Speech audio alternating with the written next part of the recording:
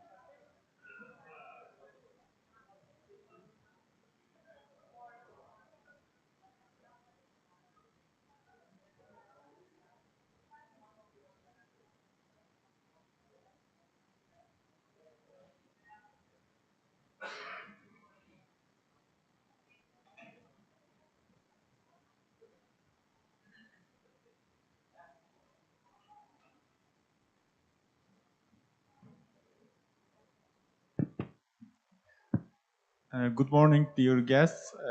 Now our next side event will start. Before starting the side event, I will invite Mr. Hüseyin Bayraktar for the opening speech. He is our General Director at the Ministry of Environment. There you go. Please come to the stage.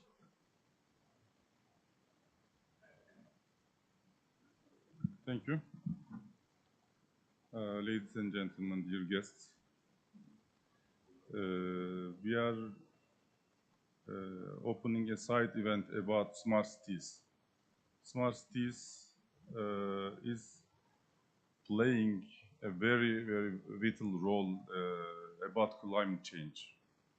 And if we make our cities smarter, our nature also will be cleaner, and we will maybe find a chance the climate change. This side event, we have very valuable speakers, and especially my friend, my colleague from Ministry, Mr. Bayar, will be presenting some very important issues. And the other speakers also from the private sector, I know some of them very much. And about smart cities, we can play a very important role, not only in Turkey, not only in Turkey, but also in the other parts of the world. And I think we don't need to, we need to use the time efficiently. And Mr. Bayer, please, for the moderation.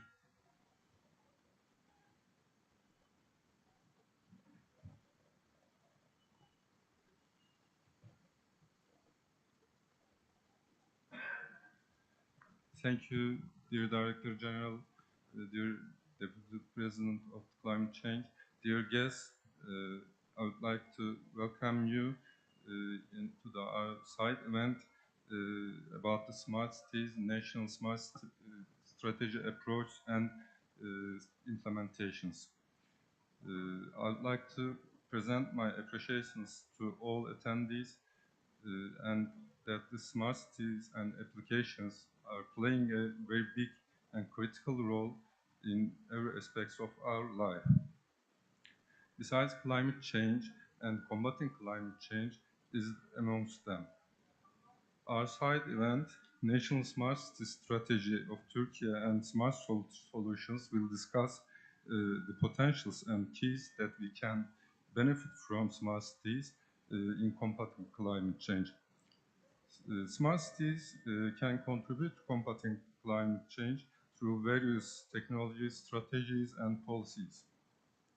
Providing energy efficiency, smart transportation, smart grids, smart waste management are very common examples of smart city applications. Smart cities aim to lower greenhouse gas emissions, promote sustainability, and enhance overall resilience to climate change impacts.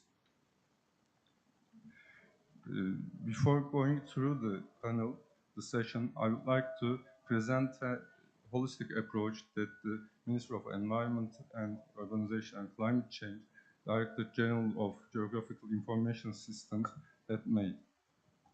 Regarding smart cities, the Director General played a critical role through the implementation of a general strategy.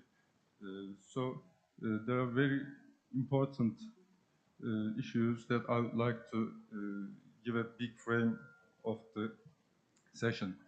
First of all, I would like to mention that the National Smart Strategy of Turkey had been entered into force in 2020 and 2023.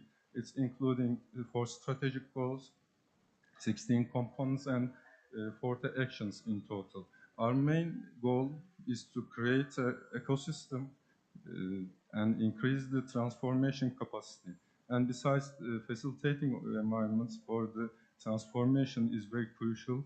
And besides, we aim to transform the utilities, the services of the local municipalities.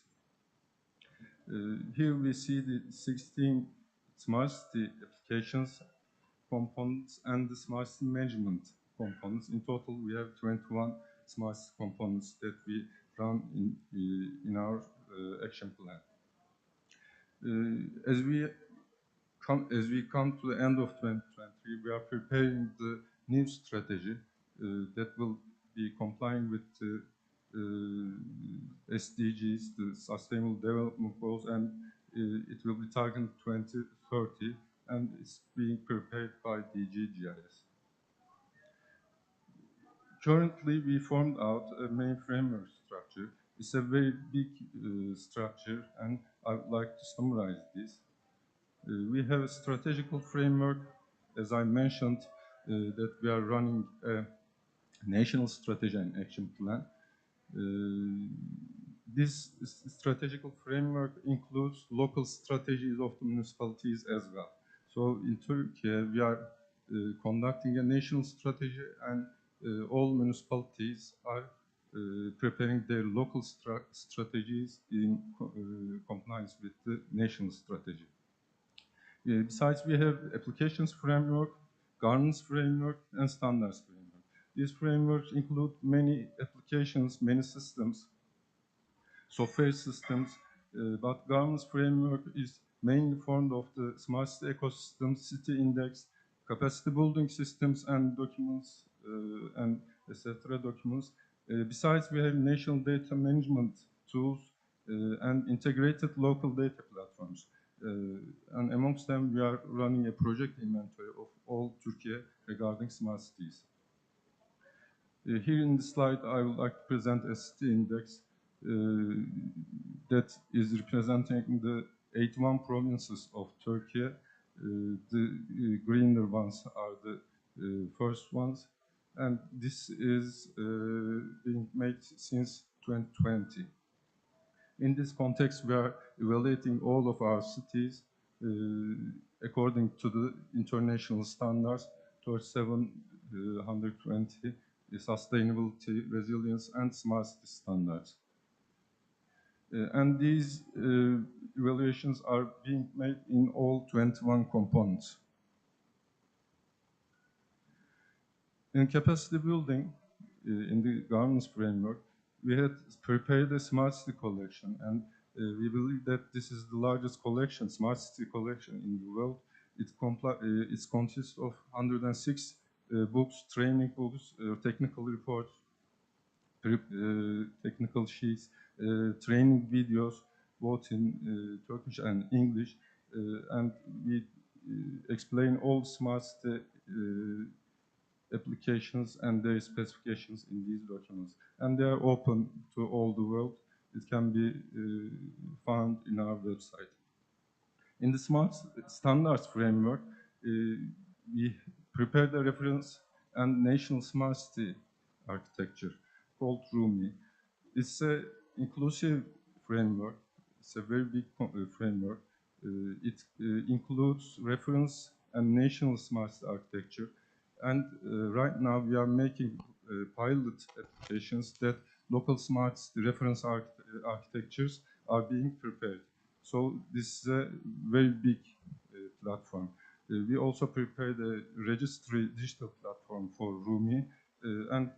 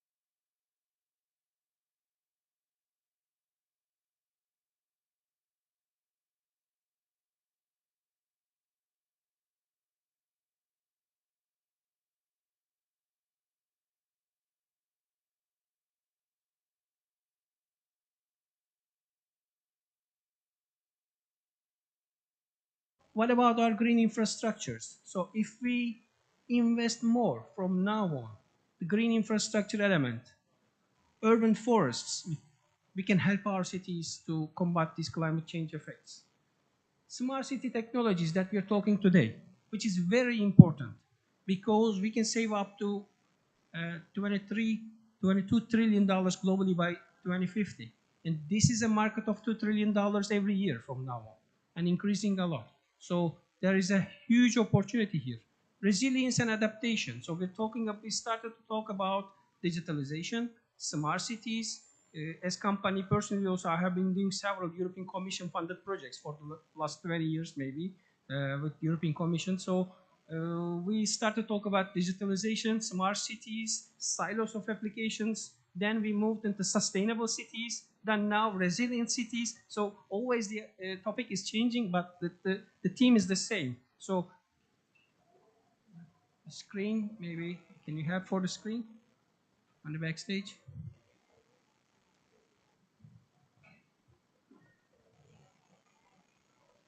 While screen is coming, so let me tell you, every $1 that we invest on resilient infrastructure, it is returning back to us with $6 in benefits. Benefits is not only money. Benefits is not only reducing economic losses. Benefits is extreme weather events and saving our lives, saving our infrastructures. So this benefit is, okay, that's right, it's connected, but so without this benefit is very important for ourselves. And what we need to do, okay, on the bottom side, you see that every $1 climate resilient infrastructure investment, which is very important because during this COP28 event also, the countries has launched the loss and damage funds, as you know, although the numbers are very limited right now, but this is very important start from now on. So, if we go back, if we delve into Turkey, for example, for the weather events, this map shows you the climate-oriented hazards that we had in a year in Turkey, which is the blue ones shows you the floods. Even just 2 years ago, 1.5 years ago, in a very small village, which is called Bozkurt in Turkey, we lost 81 people. Think about a forest, and there are timbers on top of it, and all the timbers with the huge rain coming down to the city, which is in the valley, and collapsing everything, collapsing buildings, and you're losing several lives. So that happened there. Forest fires. Just 2 years ago, 45,000 hectares of forest area we lost in a year. So this damage is increasing every day. We have to find a solution. If you go upper level to Europe, for example, so this economic losses costs to more than 12 billion every year to Europe. Europe is losing lives also. And lack of data, lack of understanding, lack of awareness of climate events, insufficient disaster risk management, this is very important. This City in Fresco is a European funded project that we are coordinating in Europe, right, with 16 different parties from 8 countries, including Australia, which is trying to combat these challenges. So, cities are seeing extreme weather events, rising sea levels, heat stress, water scarcity, which is very probably going to be the most important one, health risks, infrastructure and economic impact, and migration and displacement. This is also very important. But what we can do, our comprehensive strategies can help for us to adapt climate issues and resilience. If we invest in resilient infrastructure, implement sustainable urban planning processes, enhance our disaster preparedness, we can go for a more climate-oriented environment. The other way, what we need to do is to connect our past, because there is a past that we have collected so many data, already digitized. Present is the Internet of Things life. We are collecting data every second in the world. And we have to connect this to the future of our cities, the impact side of it. So how we are going to do it? Simulate all the systems to see the impact. optimize our systems, enable our policymakers to do data-driven, event-driven decision-making processes. We have to enable our mayors, our directors to take event-driven, data-driven decisions. So we're not in a bad position. There are technologies to sort this out. And what we need to do, I think we have to change the naming of this COP. This is not a COP of countries. Actually, from now on, it has to be a COP of cities, actually. We have to launch city orientations, citywide, nationwide, and then globally. So, technology is here. Digital twins that I'm going to show you today is connecting our past, present, and future. We have to do three things. Decentralization, decentralize our smart grids, energy opportunities, circular economy systems, decarbonization, so many technologies. I don't want to count them a lot. We have to do, and digitalization, 3Ds. Don't forget about these, 3Ds. And on the right-hand side, you see all the city operations being aware, responding to actions, predicting, and collecting data, computing, and visualizing. All these are right now available through digital twins. As a company group, as a holding group, we have been serving our cities for the last 40 plus years. So the first 20 years is the digitalization of Turkey, I can say. So we have there served around hundreds of cities throughout the country. The second 20 years where we had more technology, we were able to understand our geography as well. From now on 2000 years, we were the first company which is registered the smart cities concept there globally. And we, based on our disaster and earthquake issues, we moved as a country with our ministry to urban transformation projects, where we were happy to deliver one of the largest ones also. And the next era is coming. Next era is futures of smart cities, sustainable cities, which is based on digital twins actually. And for this, as the leading smart city developer of Turkey, we were very happy to being awarded in international organizations like Smart City Expo Barcelona, WeGo, and Euroclat, these type of things. So a new era is starting. So for this, we have created an 8 process. First, create an integrated operation center, which is not silo-based, all integrated. Create your digital twins, connect all your things, follow international smart city standards. There is no need to create new standardization. So everything is on clear right now. I'll talk about it. ISO 37120, as our director has also mentioned. Create your big data architectures and platforms. These are huge integration solutions for your cities, energy, water, mobility, disaster, climate. Create evidence-based decision support systems. Go for AI-driven predictive twins, and the next step will be blockchain-based cityverse, actually. So the world is at the awareness twin stage right now globally. We are in Turkey, I'll show you, we are doing experimental operational digital twins and currently working on predictive AI-driven, generative AI-driven predictive twins, and we'll go for intelligent twins where some of the decisions, not all of them, are going to be done by autonomously. There's no need to interfere with them. They can be done autonomously. So create platforms like this. Our e-government in Turkey, I can say, is very powerful in terms of solutions and services. Management data, registry data, internet data, IoT data, all we have. So the idea is to create a single unique environment for situational awareness, database decision-making, and event management. We are creating operation centers like this. This is our HQ, and as an example, where we allow our mayors and managers to see the city as a brain. City as a brain, we call it like that. So this has to be applied in different areas, not only for cities, new districts that are being created, universities, campuses, buildings, transportation, vehicles, electrified vehicles, industries, ports, airports, industrial zones, waters and environment. All these areas has to follow this strategy. So in ISO 120, which is Smart and Sustainable City Roadmap, that's a certification, but it's a roadmap indeed. So there are 19 topics, starting from economy, education, energy, finance, going to agricultural, water, and mobility. All these 19 topics are delivering you the smart city solutions. What we have to do, enable ourselves on digital twin platforms for these environments. How we are going to go for resilience via digital twins? For transportation, for example, enabling optimized traffic flows, routings, transportation services. For our buildings, optimizing their energy usage by sensors, lighting systems, HVAC systems. Agriculture, which is very important for us also as a country, simulating crop growth, soil conditions, pest controls, or renewable energy, optimizing solar panels, turbines, and our renewable energy infrastructure, or in our grids, which has to be decentralized, optimizing energy flow, anticipating demand, and integrating them. All these are going through digital twins. So how we can create an urban, sustainable urban life? Optimize our resources, reducing our waste and minimize the environmental impact.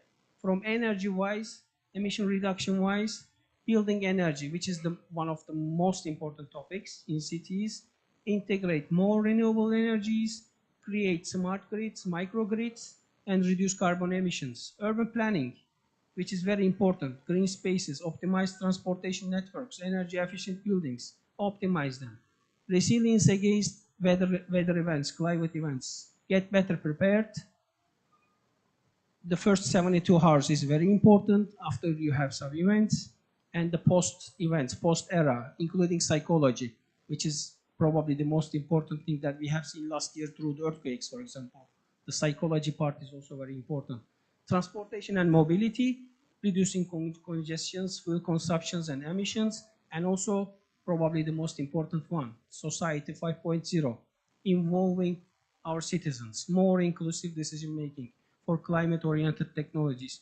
So, digital twins allows us to understand, monitor, manage our life with real-time data, with predictive analytics, with informed decisions and sustainable practices. And these topics are going to digital twins, to ISO standardization, from planning to energy environment, from water to city wellness, from transportation to disaster management. So how? For smart water management, starting from subscription management to drinking water, wastewater to rainwater, energy management to network modeling. So water is the first topic that we have to consider. Transportation roadmap. We have traffic control centers in our all cities, let's say, sign messages, car parking systems, public transportation systems, electronic control systems, all has to be managed through your digital twins, all these systems. From energy, we are talking about Internet of Energy for cities, energy management of water utilities, carbon management, carbon reduction strategies, commercial industrial zones, buildings, urban renewables, all has to be managed under these environments. And for climate-oriented disasters, as I highlighted in Turkey also, which is very important for the combat. So how we can do this? Let's go to, this is from one of our cities. I'll show you two examples, one from Istanbul and one from Gaziantep. Okay, digital twins of them and how they have started to combat these type of challenges. First of all, create photorealistic digital twins of your cities. When I say digital twin, this is not only a 3D representation of your city. This is not only modeling. This has to be a live data. We can create very successful visualizations of our cities, like we feel ourselves in a gaming environment, like this. You're feeling yourself in a gaming environment. So you can create as realistic as you can. There is no limit for these elevators, lighting stations. But what means digital twin is not only this one. What means digital twin is when you connect this data with your city's data, with your city's data, for your population analysis, daytime, nighttime, which is very important that we have faced during disaster environments. Urban planning, this area which shows you a simulation of an urban planning story after the earthquake in Istanbul in 1999, actually.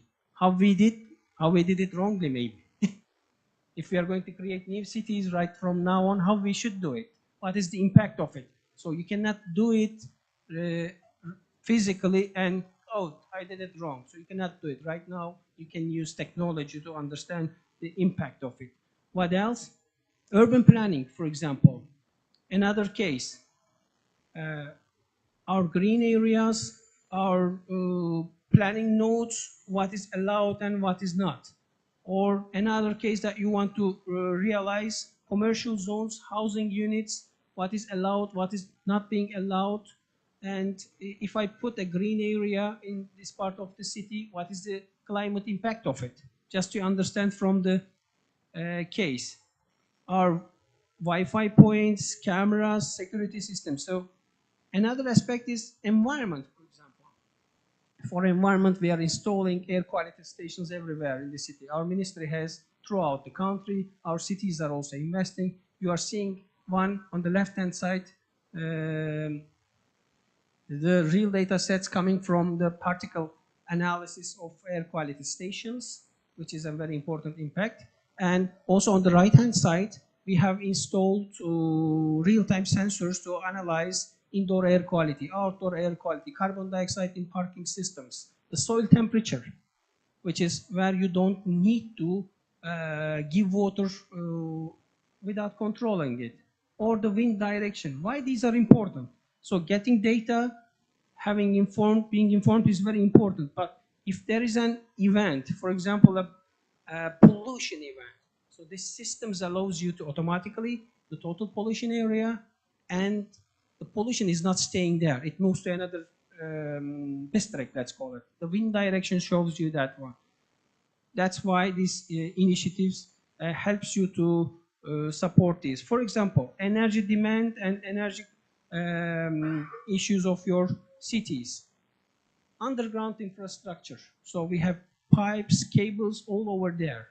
So for your gas distribution network, for your water distribution network, when there is an issue or when we have to do some planned maintenance, we try to stop everything. No need to do this, because based on network analysis, you can analyze, if you close a valve, which buildings individually even can be impacted over this, and then plan your studies accordingly.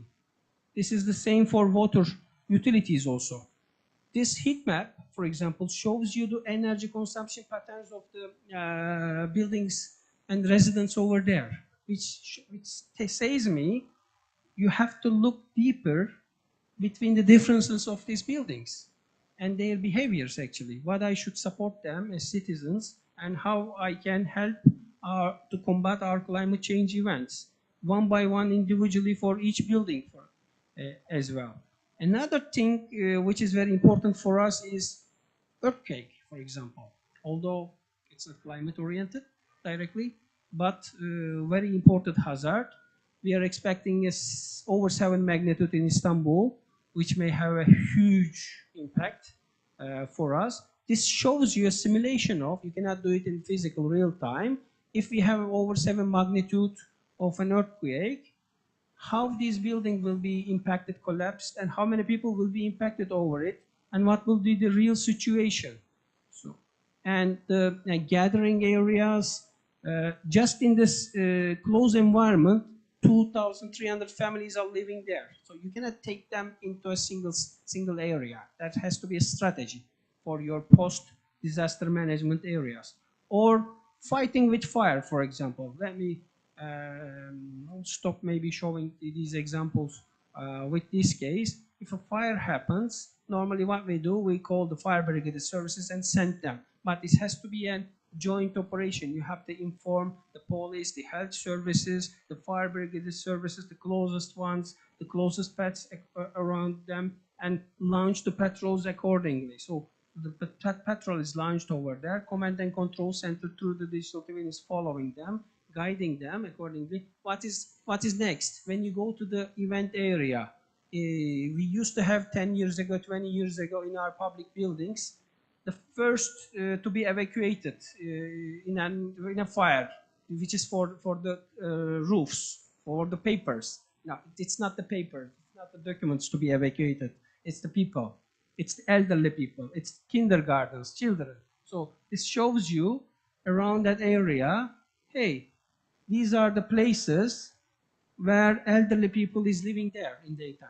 And these are the kindergartens that you have to act accordingly. So by using data, by using technology, we can do as much as we can to combat these challenges. The same for mobility, the same for public transportation, car parking, intelligent junction points, the same for all these. And at the end, your city, let me show this also, has to have ISO 37120 standardized KPIs, how you are progressing in your city. So another example, which is for very popular topic, e-charging stations in another city in Gaziantep. So electric cars is getting popular. So many trades from different countries, including ourselves. This shows you the areas where you can, let me take this back a little bit. This area shows you within 2 minutes where you can go with your electric car and the popularity of those charging stations for you. So we have to analyze our mobility patterns, how many electric cars are surrounding in our regions, and then plan accordingly. Right now, this is going very unplanned also. Globally, I mean. So we know in which buildings, how many electric cars are there, and how we can help them. So a better future is possible at the end. Decentralize, decarbonize, digitalize. Act as COP of cities from now on, not globally. Invest more in climate change technologies and resilient infrastructures. Don't forget 1 to 6 benefit for these. Allocate more funds, more funds, more funds. I am sending this message. And develop your next generation digital twins and smart city frameworks for your cities. That is the only solution that we can follow up from now on.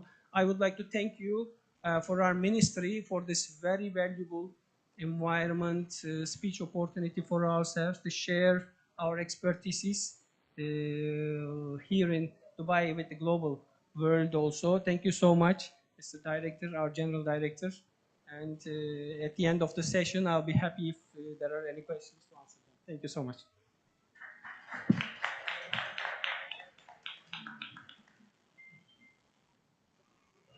Thank you, Dr. Ünlü. Thank you all for the very valuable thoughts about the digital twins, the emerging technologies.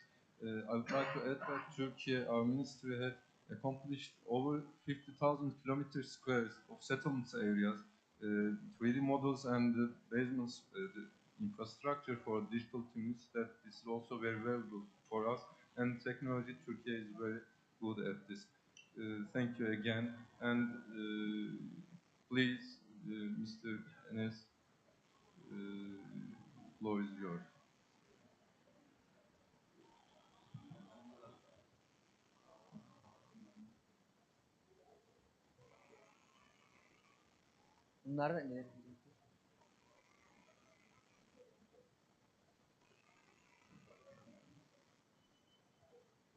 Hello. So very glad to be in here. So let's see the statistics in this pavilion and compare them with the global statistics. So can I see the hands? Who owns a car? Who owns a car? Can I see the statistics? Okay.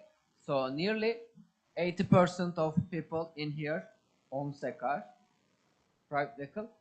So who are using their private vehicle for transportation? See the hands again.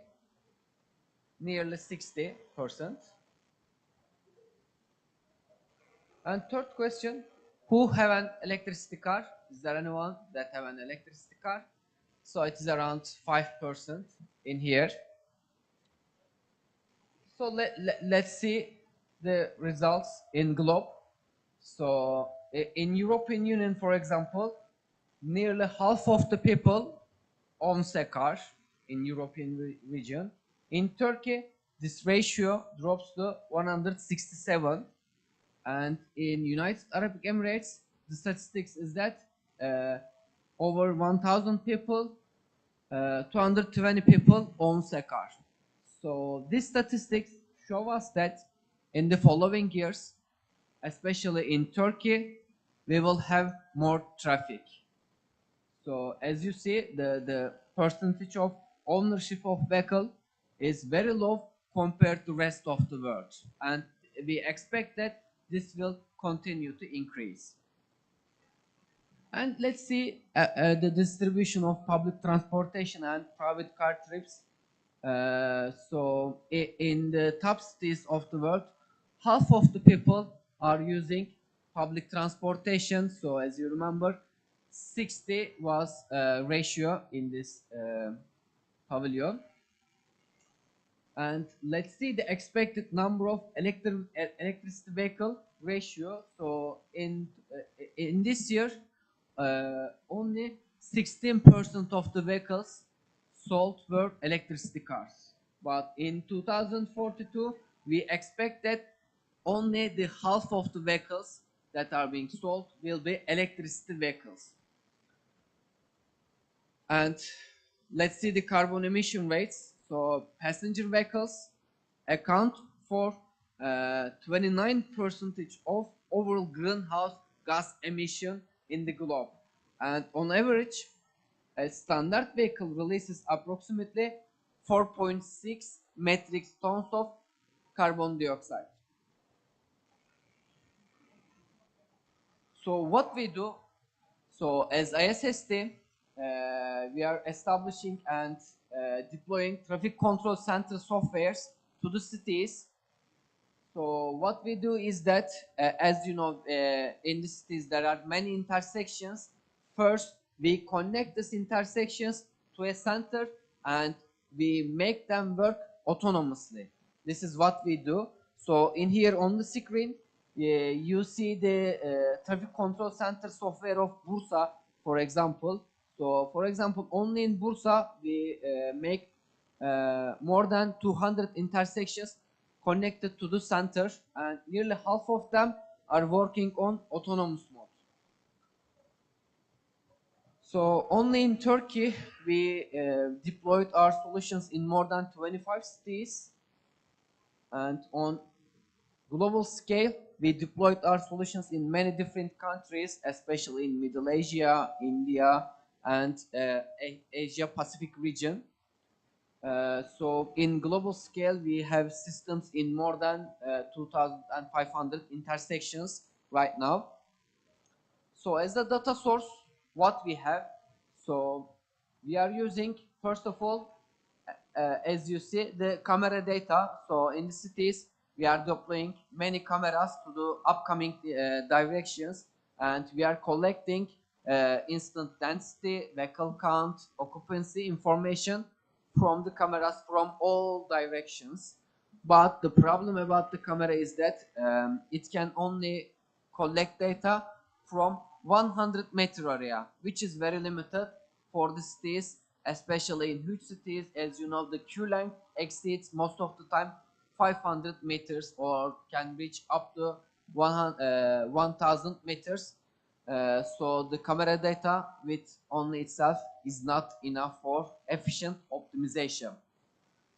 And in here, you see the floating car data. So what is floating car data?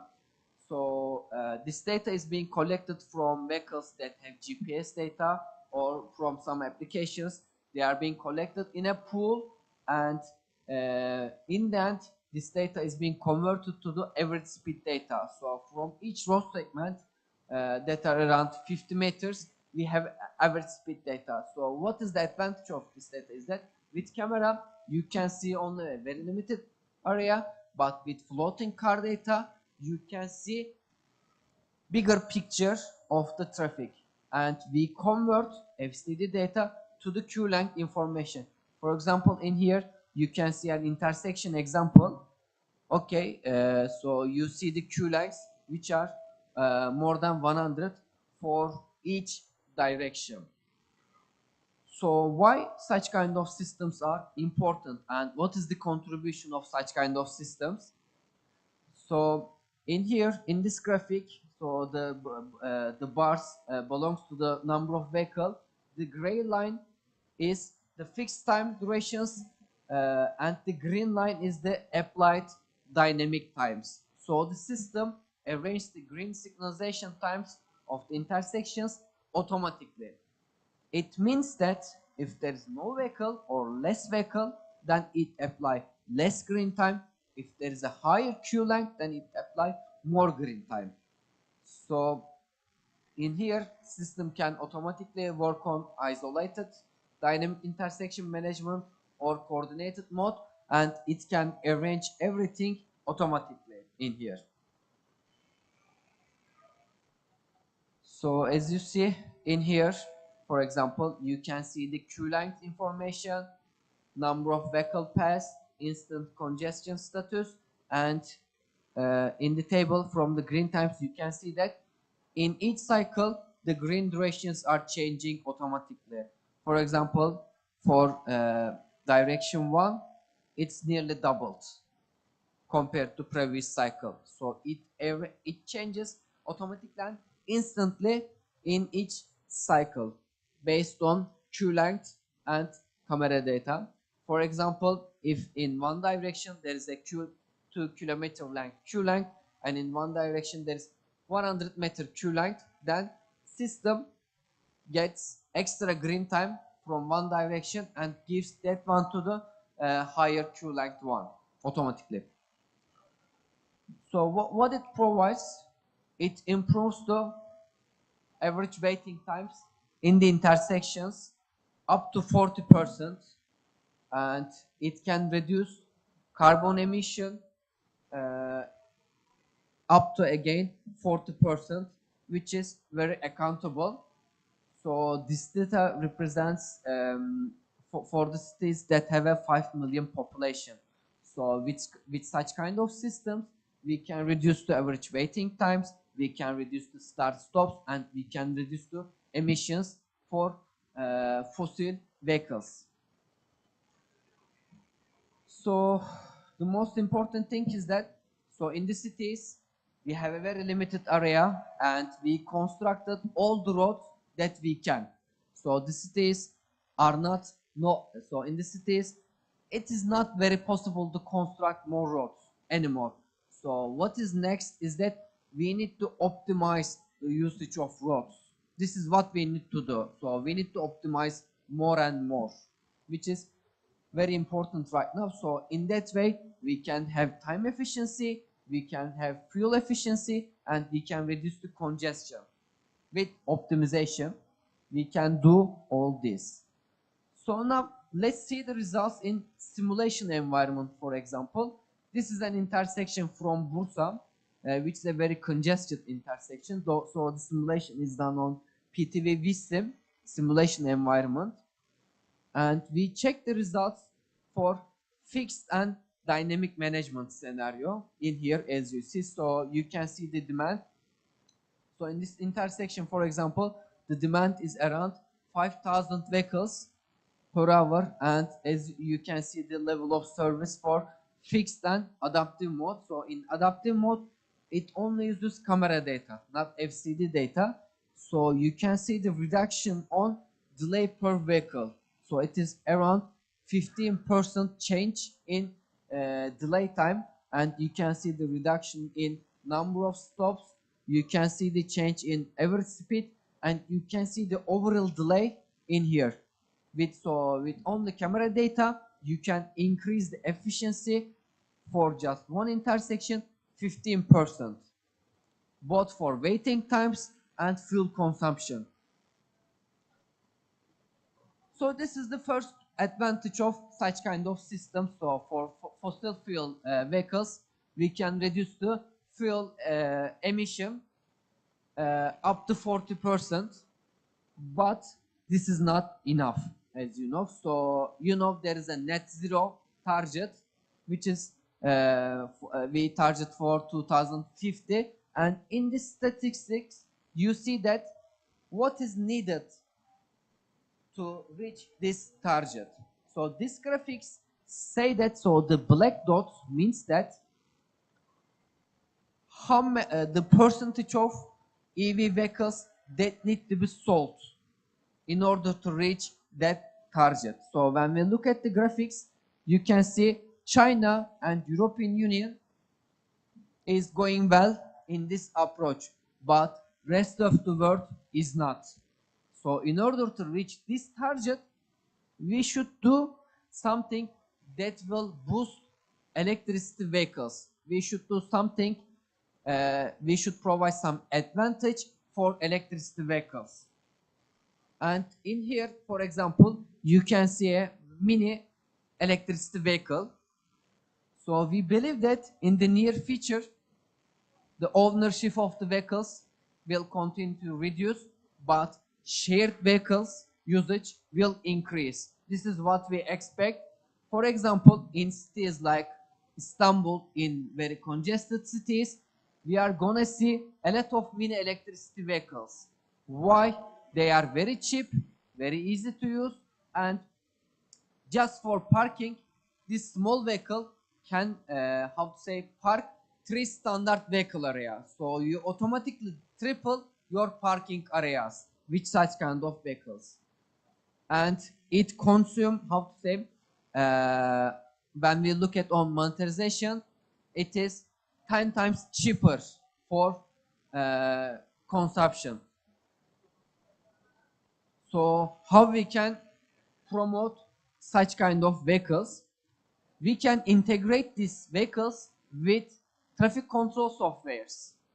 And from traffic control softwares, we can suggest directly inside vehicle parking space reservation, charging space information, and information related to the congestion, incident, and directly intersection information. And we can provide them, for example, gloss applications. So we can reduce start and stops in the intersections, which will increase the time efficiency, which with a simple, with such kind of application that runs inside the vehicle, you can provide information related to the approaching intersections, such as the remaining green time or remaining red time, but also some speed advisory. So all of us, while we are driving, we don't know the status of the intersection. So all the time we drive very fast, we approach to the intersection, then we stop and wait. This is what we do. This is what all of us is doing. Instead of that, if we get a speed advisory from the intersection, then, and if we know that we will not wait in the intersection, then we will obey the given speed limit, right? So this is the advantage. So in order to promote electricity vehicles, we should provide them some extra features, and these are the features that are available right now. So my final question is that, for example, who would prefer to use such kind of mini electricity vehicles for shared transportation? Do you prefer that? Is there anyone who would prefer that? Only one? Maybe 2, 3? For example, when you come here, when you come to Dubai, wouldn't you prefer to use shared vehicle? I would prefer that, for example, right? No? Okay. Okay. Thank you very much for listening. Here are my information. So if you have any questions, I will be glad to answer. Thank you, Mr. Uyumcu. Thank you for the information emphasizing all the importances of traffic management systems into our life. I believe that are very important in combating climate change. That those percentages you provided are too high. We need to more concentrate on our traffic and optimization issues. Thank you again for the presentation. As finally, I would like to take questions if we have, as I have informed, we have a woman leader in the program that Ms. Rana Birden talked about. If she has any comments we would like to have before passing through the questions.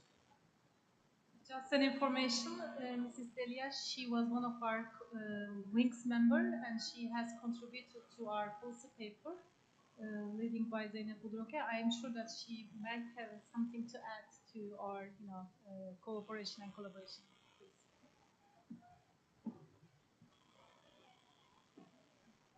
Thank you very much. I was part of the questions as well. So I'm delighted with you. I'm Romanian and British, and I want to start by congratulating the entire Turkish delegation for the topic. So I've been following COPs for 15 years, and we are now at COP 28. In this zone, we are talking, and the implementation is very small, very little. We have another zone, which is innovation zone, and I invite you to see, I'm also part of innovation zone. This is the badge, where you will see the innovation working and implementing. So you have a very strong topic. Everything will happen around the cities, metropolitan or small cities, even rural area. Because as a Romanian, I'm very familiar with the geographical settings. You presented excellent concepts. My advice for next scope is to follow what you've done here in Dubai and say this is the implementation and particularly the challenges. Because for instance, that concept of digital twins for smart cities, excellent, excellent. And it shows a lot of data and it shows the future. The problem is when we implement what we have, and I'm also an academic researcher, and I jumped into the innovation implementation when I realized my unhappiness with several concepts and papers and projects finished and nothing happened. So I joined the climate movement 30 years ago. I'm part of this group that got was awarded with the Nobel Peace Prize in 2007. I came from the aviation side. In 1999, we had the first paper to say about the emissions, and it was very small. Now it's here. We have solutions to implement it. What is needed, I guess, is the local solutions, implementing the global locally. And what is missing in this digital era, because it's coming, we cannot avoid it. It's like a new foreign language. We have to adjust to learn it. Is the behavior change of the users, individuals. How happy are they and how long will it take for them to embrace this excellent concept? Yeah, so I'm happy to join you for the next journey, particularly that. Congratulations for the mobility. I'm working on smarter low carbon integrated mobility in UK. Coming back to the paper of G100, I'm extremely happy that I'm part of this. You see Global Women, I represent the UK chapter. Congratulations, Turkey, for being the global chair. And definitely the role of this movement is to monitor the implementation, because as a woman, we have at the mother, you see, we have the role of, let's say, the mind settings to see things done. So this paper is exactly to follow and monitor the implementation. So again, I'm very happy that I'm here, and I'm very happy to embark on the journey with you. Congratulations again for the topic. Please don't leave it. Keep it like this, because every year at COP we hear one topic in one pavilion or in a country. Next year we go there, it's a totally different agenda. No, we have a generous agenda, and if you come at COP29 with an implementation, and particularly show the challenge and the barriers, because then it's credible, and then you'll see people coming and wanting to engage and replicate your experience. Because in smart cities, this is exactly the problem, to replicate. Thank you.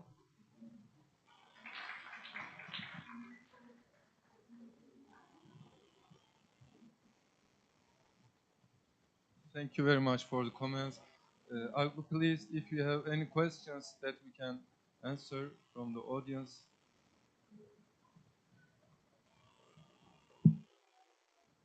I think there's no question at this stage, but I'm very grateful that we had a comprehensive look at smart cities with the intervention of climate change. There are lots of aspects of smart cities, as we have told, but climate change and resiliency is one of the most important aspects that smart cities contribute. I would like to thank our panelists. Ms. Rana Birden talked about the vision, global vision, coming from the local level. Dr. Sardar Yumlu talked about the next generation digital twins. based smart cities and implementations. And Mr. Enes Yüncü, he talked about the index of traffic management systems on the environment. Thank you very much for listening to us, and I hope next year. Thank you.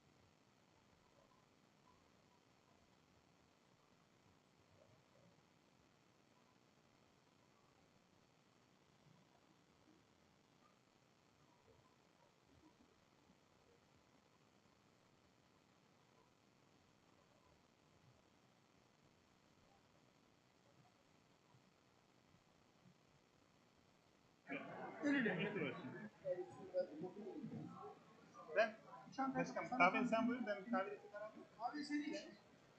Ben burada devam edeceğim. Yok su o. Su bak su. Sen bana su içecek misin?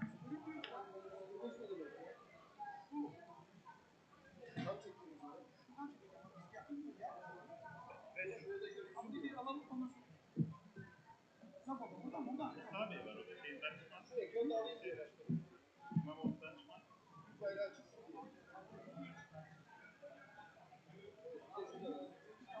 Zaten ondan çok faydası oldu. Yakın al. Bir şey değişmiş falan.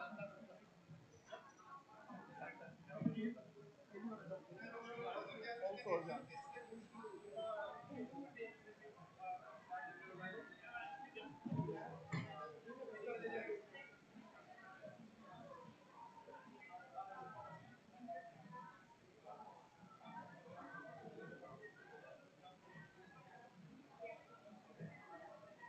Burada etkinlikler oluyor.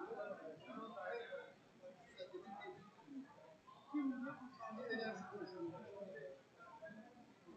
Her bir gündem değişiyor burada.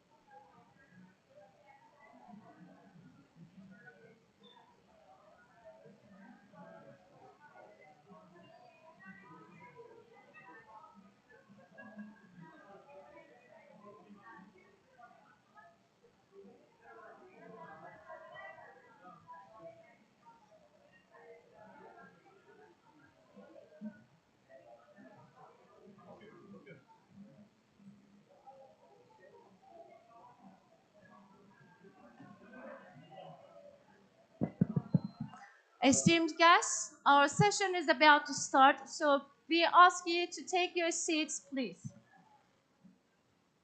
Sayın konuklarımız, oturumumuz başlamak üzeredir. Lütfen yerlerinizi alın. Our session is about to start in 2 minutes. We kindly ask you to take your seats.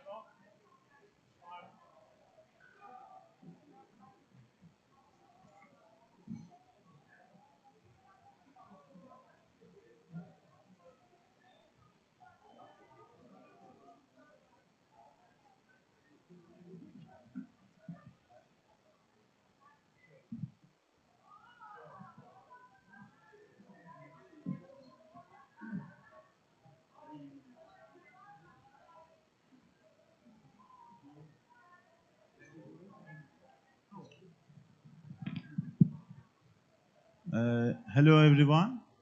If you are ready, we can start. Today we have very special guest in our Turkish pavilion, Mr. William Macwood, General Director of Nuclear Energy Agency, and Mr. Kerim Elgendi, Associate Fellow of Chatham House.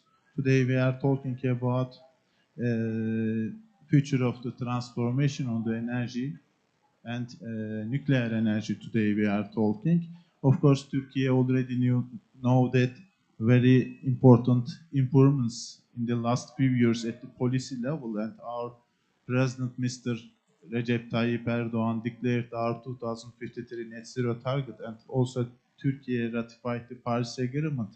These improvements initiate Turkey's green transformation, and this transformation process needs substantial changes in the all sectors, and energy sector is the main sector for the GHG emissions in Turkey, like all over the world, and the main sector energy needs substantial changes, as I said. Of course, energy security is very important issue for Turkey, but Turkey has very important improvements about the energy sector. About 55% of our installation capacity coming from renewables, and very important targets we have about renewables. Also about the nuclear energy, we have Akkuyu nuclear power plant under construction, and by 2030, about 10% of our energy production will come from the Akkuyu. And according to the 2053 net zero target, also we need some additional nuclear power plant constructions, and our Minister of Energy will have about important targets about this issue. Now I want to give the floor to Mr. Elgeni to moderate this panel. Thank you for your participation again. It is our pleasure to host you in our Turkish pavilion, Mr. General Director and Mr. Elgeni. Thank you very much again. Director General, thank you very much for joining us and for taking part in this conversation. So obviously we'll speak on energy transition, perhaps focusing a little bit more on your area of your current role within the OECD as a Director General on nuclear power, and perhaps situate us a little bit into the general position that nuclear power globally could play within the overall energy transition. There's strong views on the matter in terms of the role of renewables, given the focus in general on the transition being towards renewables, but situate that a little bit for us. Well, thank you. It's a pleasure to be here in the Turkey Pavilion. Turkey is one of the countries that is a member of the Nuclear Energy Agency, and one of the very rare cases of a newcomer country in the NEA, and it's a great pleasure to be here to talk about nuclear energy. What we have seen around the world is a significant transition that's been taking place. And I often trace this transition back to COP26, the Glasgow COP. It was just a couple of years ago. Because Glasgow was a bit different from previous COPs in that it wasn't a discussion simply about setting targets for the long-term future. Countries were asked to talk about how they were going to reach those targets. And when that was asked, we saw that there were many countries that therefore had to do the kind of analysis that we had been doing for quite some time at the NEA, which in our view called for the use of nuclear power. A lot of these countries looked at the analysis and realized, whether they liked nuclear power or not, that the path that many of them were on was not moving towards decarbonization, was not moving towards net zero by 2050. And this was very surprising, I think, to some people to realize that building out large quantities of solar and wind capacity wasn't going to be enough. And that the real issue was that using renewables, because of the variable nature, leads to the use of natural gas as a backup supply, which increases CO2 emissions. And I don't think many policymakers realize that, but they started to really ask questions about this. And we started to see countries that were changing policy in the face of this. I think the most notable case was probably the Netherlands, which made the announcement that they were going to build 2 new nuclear power plants in order to meet both their climate change obligations and to make sure that they had a reliable energy supply for the future. Then, of course, we had the war in Ukraine, which led to a very, very important global conversation about energy security, which really had not been on the table for many countries for a long time. It's really remarkable to think about it, but energy ministries really weren't focused as much on energy security as they used to. They were much more focused on the green transition. But now suddenly, the issue of energy security and the issue of green transition were now at the equal level. And this led to a dramatic change across Europe and in many other parts of the world that led to many countries to announce that they were now pursuing nuclear energy. And this includes countries such as Sweden, Korea, Belgium, other countries that have been moving this path. So it's been quite a really interesting event to watch. But it's not just in OECD countries. This is also taking place in developing countries, in places like Africa and the Middle East, where countries, perhaps while they would like to meet their climate commitments, are actually much more concerned about development and providing for electricity for the future of their people. And in that respect, nuclear also has become very attractive. So we have been visiting countries all over the world and talking about this and finding that the level of interest in nuclear is higher than it's been in many, many years. And I think that's represented by the fact that 24 countries at this COP have signed on to an agreement saying that they will seek tripling of nuclear capacity around the world, which probably 2 years ago was completely unimaginable you would have that happen. And we saw this trend line taking place because we held a ministerial level meeting in Paris just at the end of September, where we had 20 ministers and 40 CEOs of nuclear utilities and nuclear industry that came together to talk about how they need nuclear energy and what steps need to be taken to make sure they can get access to it. So it's really, the game has changed quite significantly. Turkey is actually one country that's ahead of this game. Having started the Baraka project, the project with the VVR reactors well before all this had happened, and therefore very much on path to meet both climate obligations as well as ensuring energy security. Thank you for that.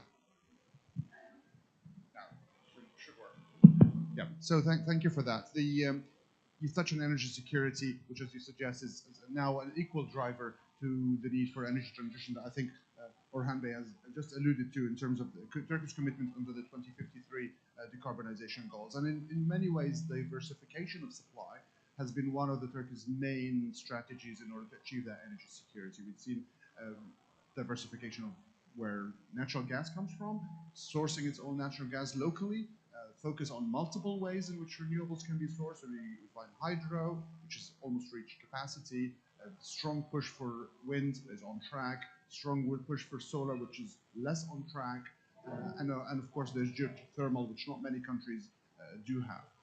But all of those have their own dependencies. So, for example, if you have the dependencies in renewables, where are the solar panels coming from? And there are supply chains that can be traced to certain countries, which have more or less cornered that market. Could you, just to be give you a little bit of hard time, could you talk to us about the dependencies that a country that invests into nuclear, such as Turkey, the current plans according to current facility, the current reactors are currently under construction, suggest that Turkey will get 11% of its supply from nuclear, from those reactors specifically. What kind of dependencies does a country need to worry about as it pursues a nuclear option as part of its overall diversification and energy security strategy? Well, I think that's an important question because for a country to buy a nuclear power facility from a supplier in another country, it's very important. In fact, I was having this conversation with a minister recently who is in the process of selecting a new nuclear technology.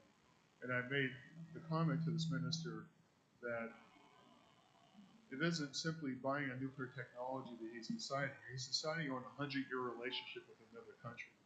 So when you have a supplier from another country, you have to recognize this is a relationship that's going to be very broad, very deep, and will go on for a century. And so whether it's a dependency or a partnership, it is definitely going to be a deep relationship that will go on for quite some time. So you want to make sure you have the right partner.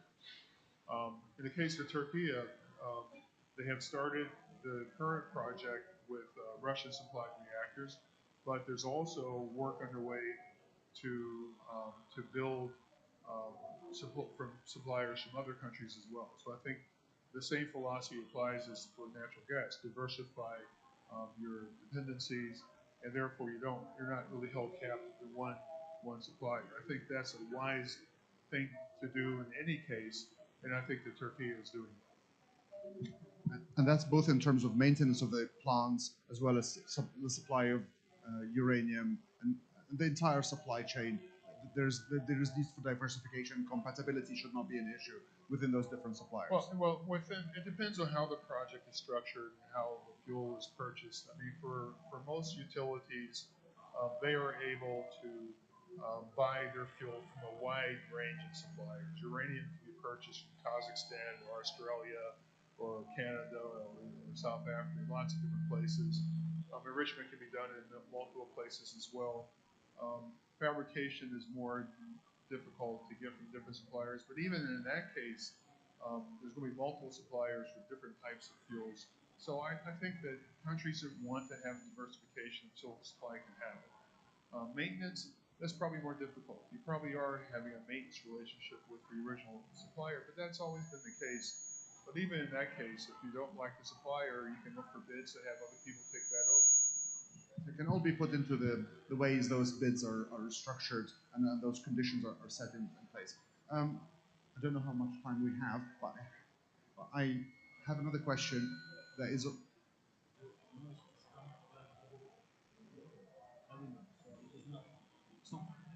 Is it not my mic? Okay. Okay. So, thought somehow it was my fault. We're COP28, and there's a lot of environmental resistance to nuclear waste. Strong concern about nuclear waste. There are stories from around the world where nuclear waste is still piling up, not adequately stored for long term, and emotions run high, I think, on the issue of nuclear.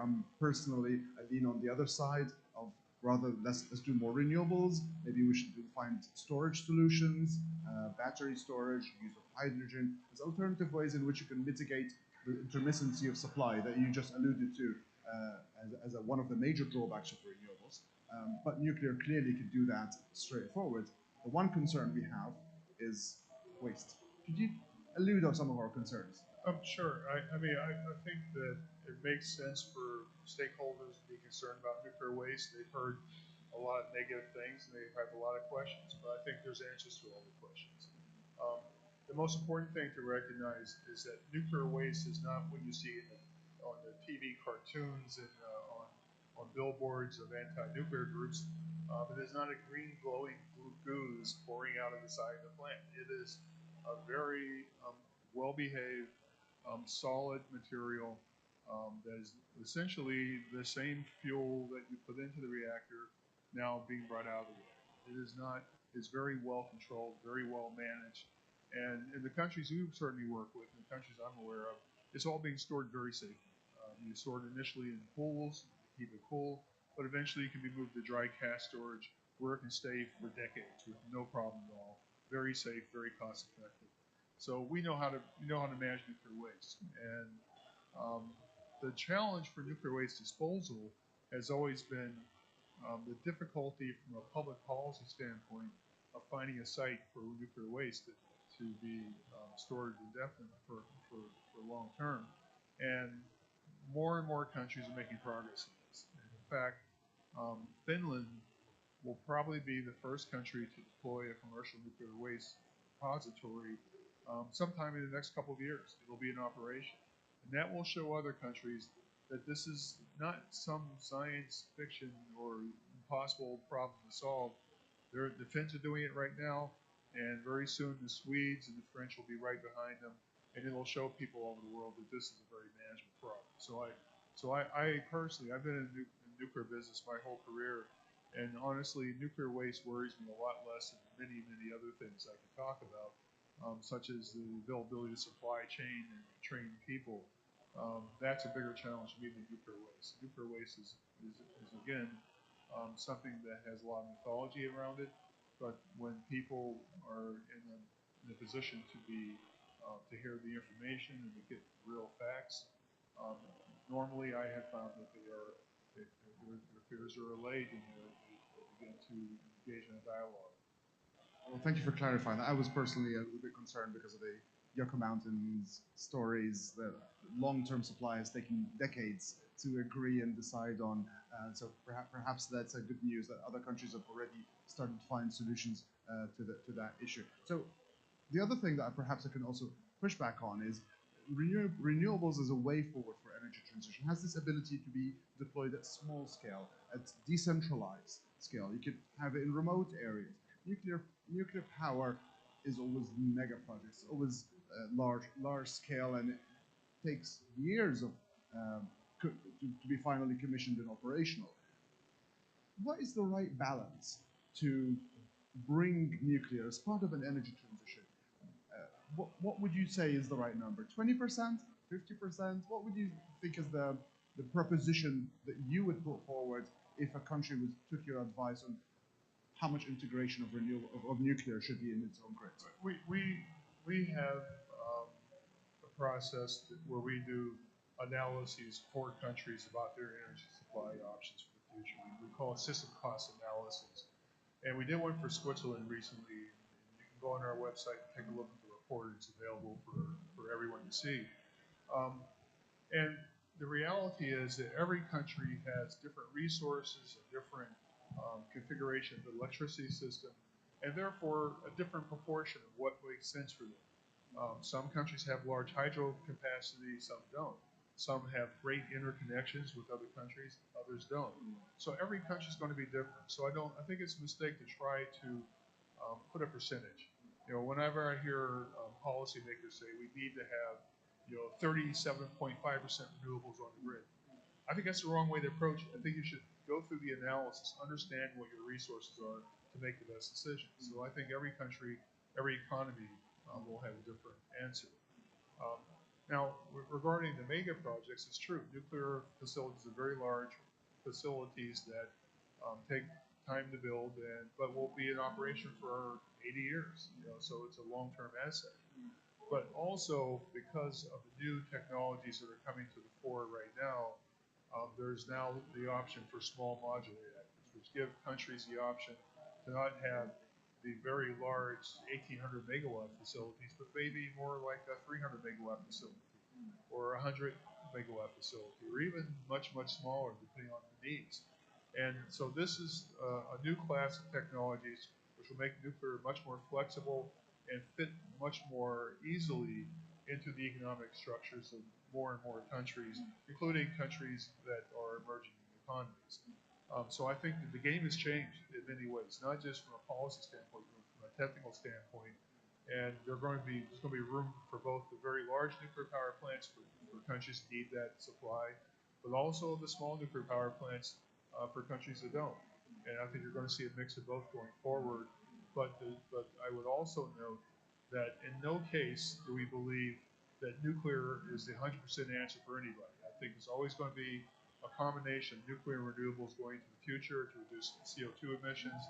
And the analysis that we have done shows that nuclear capacity makes renewables work better, and that they are really together the path to the future. I'll also just sort of make the comment that all technologies have waste, and people don't think about it, but wind turbines, solar panels, they have lifetimes, and they lead to a major disposal issue. You can find very easily pictures of these giant landfills for old wind turbine blades that need to be disposed of. Solar panels are more difficult to dispose of because of all the heavy metals and toxic materials that have to be taken out. So every technology has a waste that has to be managed. And nuclear probably has the advantage that its wastes are already well managed and well understood and paid for as plants operate. Great. So one can imagine a scenario where coal in Turkey gets displaced by both renewables as well as nuclear, and perhaps when Turkey's natural gas resources also eventually come to an end, it could peak at 30% of supply when the capacity at Sakarya reaches its limits, but then after that it can all then be displaced with other sources such as nuclear and renewables. I understand the target for renewables in Turkey is 65% by 2035. So I think with that I will open the floor. We have 15 minutes until the next session, so we need to wrap up pretty quickly. So if open the floor to questions to Director General Mahmoud, and if anyone has any questions to him or to me for that matter, but not on nuclear. Is there a roving mic, or should I hand you mine?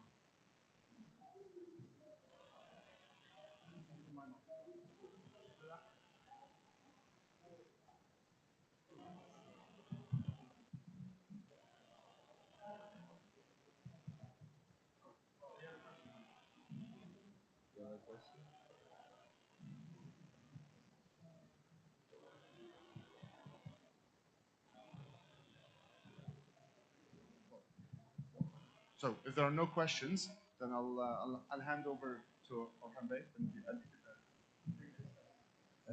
Okay, thank you very much, Mr. Mahmoud and Mr. Ergendi. It is our pleasure to host you, as I said. It is very important panel today, and the information is very important for us also. I think we can close the panel. Thank you very much again. Thank you.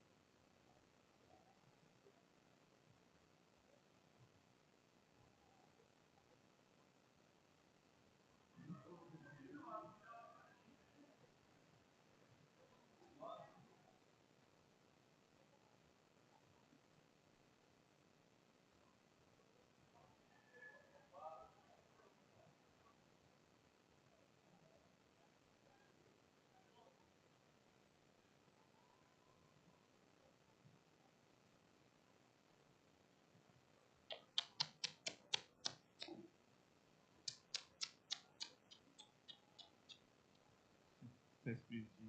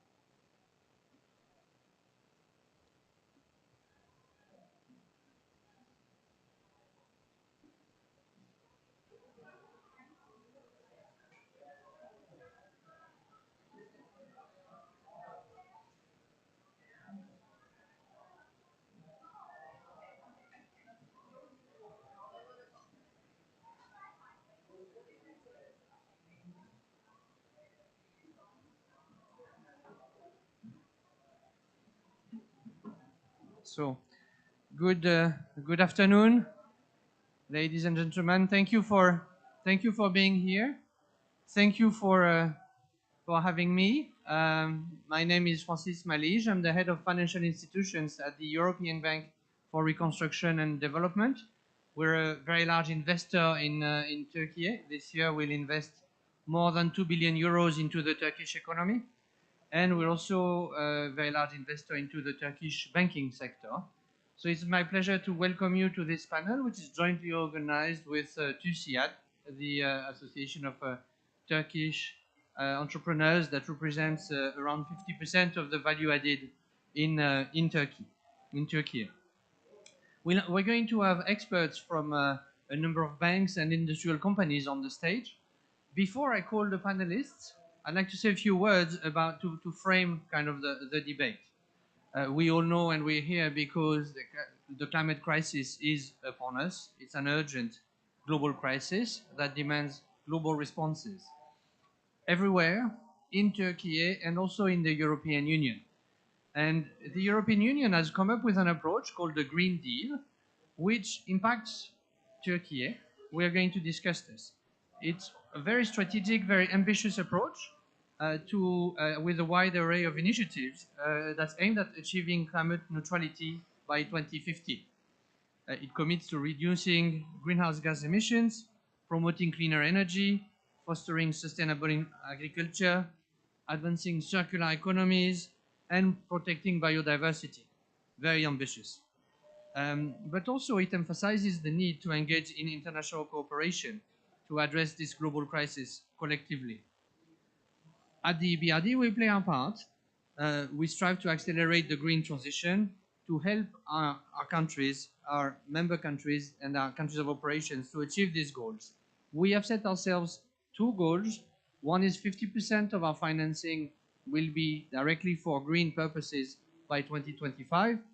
The other is from the beginning of this year, 2023, 100% of our financing is aligned with the goals of the Paris Agreement. Now, today we're here to discuss one important instrument of the EU Green Deal, the Carbon Border Adjustment Mechanism. This mechanism represents a significant opportunity, not just for the European Union, but for the global community in the fight against climate change. Why is it important? Because it aims to avoid green leakage.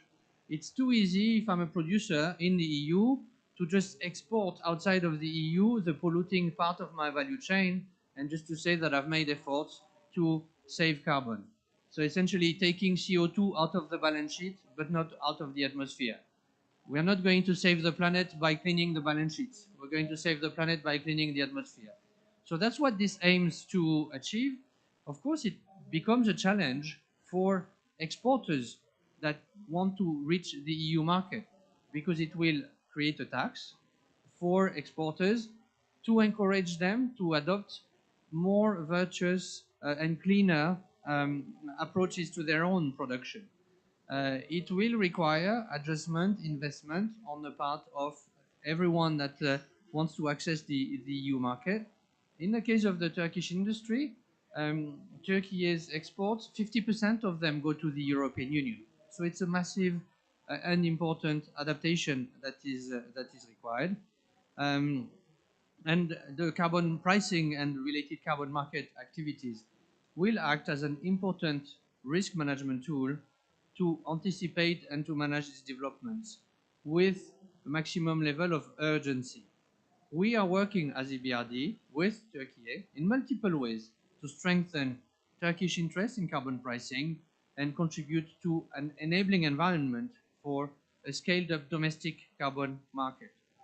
Now, this is very complex. We need to acknowledge that the CBAM is a very complex mechanism. It will be challenging to implement, but also recognize its potential to create a fairer and greener global trading system. Turkey is, of course, a signatory to the Paris Agreement and has a commitment to net zero by 2053. It's a great leadership on the part of the country. Demonstrates a desire, profound desire for a sustainable future. And evidently, Turkish financial institutions, which we will have on stage, together with industry, have adeptly steered their efforts towards mainstreaming of green finance. EBRD has been accompanying, backing Turkish financial institutions on this way. So, to discuss how the next wave of transformation is going to happen, I'm very pleased that we have a fantastic set of speakers today. Starting, sorry, in my list, the man comes first. Why is it? But Arda Onkök is a senior trade policy lead at Arçelik and a member of the TÜSİAD Green Task Force. Please join us on stage. We have Gamze Yalçın, who's a deputy CEO in İşbank. Yasemin Keçelolu, who is head of sustainability at Yapı Kredi. Thank you. Join us. İrem Vasilay, Sustainable Finance Manager in Guarantee Bank. And last but not least, Yeliz Arkök, the Sustainability Committee Chair at QNB Finance Bank. Thank you very much for being with us here on stage. You know, I'm very happy to have you here. If I may, I'm actually going to pull a chair.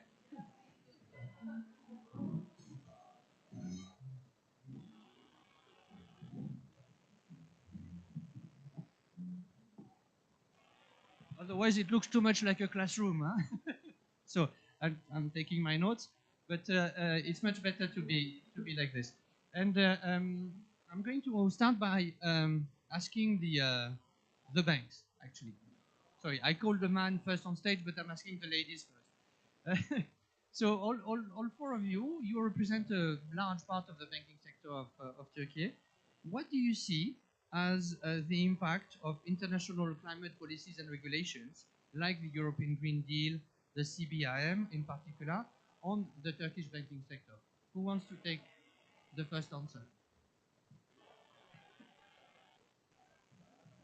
Thank you very much, Francis.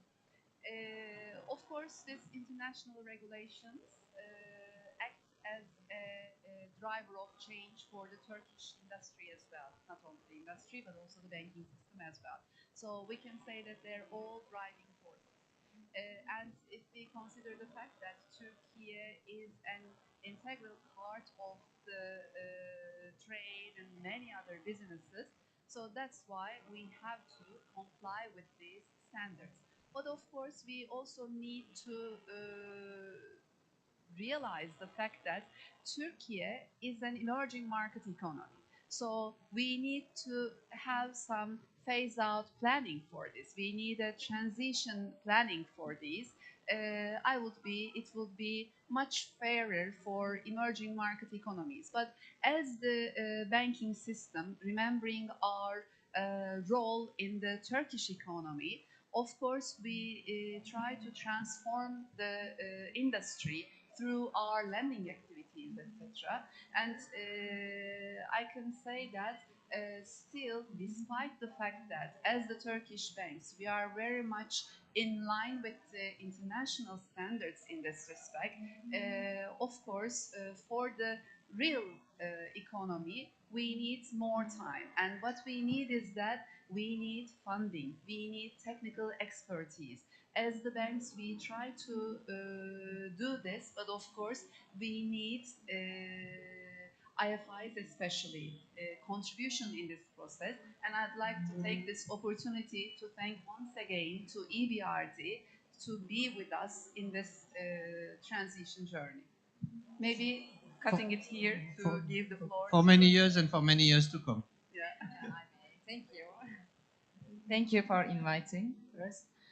As Gamze Hanım said, actually we see many regulations are adapting to the European standards, and lately the Turkish Banking Association already published its drafts for green asset ratio and also the climate risk management drafts. So we see that the banks already has started to prepare for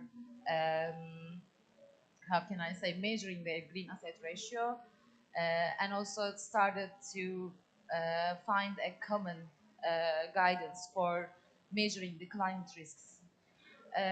So all of that actually shows that the regulations and the lending policies converging at some points, because we are trying to set our targets, science-based targets or net zero banking targets, and it's actually not about only setting targets. We need to find a transition pathways for them. So these transition pathways requires more green funding and creating more sophisticated products tailored to customer needs for green transformation. So the green asset ratio actually serves this to this, and we will see customers need customers need to develop the green projects to find funding from us. Yeah, thank you. Thank you, Francis, for the invitation. I mean, as you stated, EU Green Deal is a very ambitious perspective, ambitious regulation. It has emission reductions and biodiversity scopes. So, like, it clearly states that, like, in 2019, we need a new way of doing business. I mean, we need to, you know, the industry should find a new ways to continue their lifetimes in order to, you know, align with these regulations. Also, we saw like many effects also in the Turkish banking system, especially after 2019 we signed Net Zero Banking Alliance, and also the, you know, like CBAM, the underlying mechanism of EU Green Deal. The sectors in CBAM and also the Net Zero Banking Alliance, and the hard to abate sectors are very much aligned. So we come up with different mechanisms and set our targets for 2030. And the main idea is to support our clients' transitions. But of course, we need clear standards for that. Even like with a shareholder European bank, like we are one of the shareholders in Turkey. I mean, in Europe, in EU, like we see, like they have a very high benchmark when it comes to sustainable finance and also regulations. But still, also even in Europe, in steel sector, we are just starting to see the pilot projects. I think like the transition should be facilitated. Like we need to see more, you know, actions also from the industry side. But I mean, the technologies are evolving a little bit slowly. There are different pressure after COVID, and also, you know, the Russia-Ukraine war, like they had some downside effects on the sectors. But of course, also it's boosting the technological developments and everything.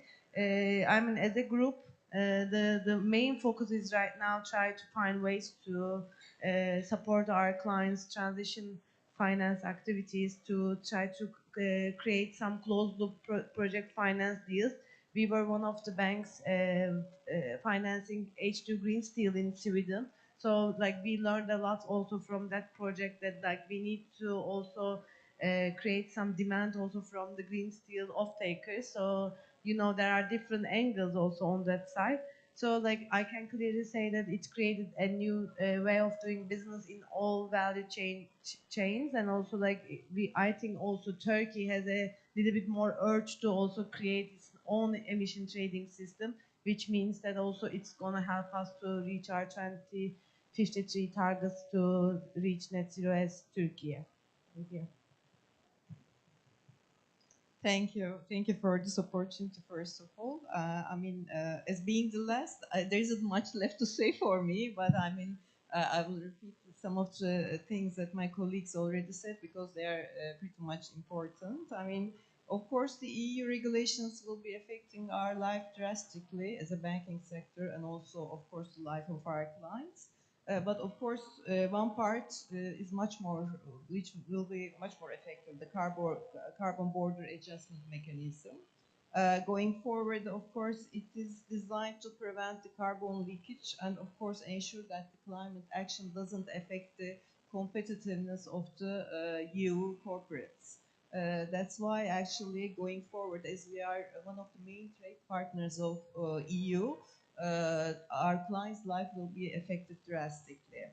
I mean, of course, the regulations will be very important. Of course, the standardization going forward will be very important. But seeing that we also announced as Turkey our targets for 2053 and also doubling the carbon emission reduction by 2030, I believe that we will be acting much more fastly going forward for the standards and regulations. As a bank, of course, financing is very, very important in order to support our clients through their transition. In Finance Bank, actually, we don't say transition, we say it is a journey for them going forward. And we are trying to walk that journey together with them. But it's not just financing for us.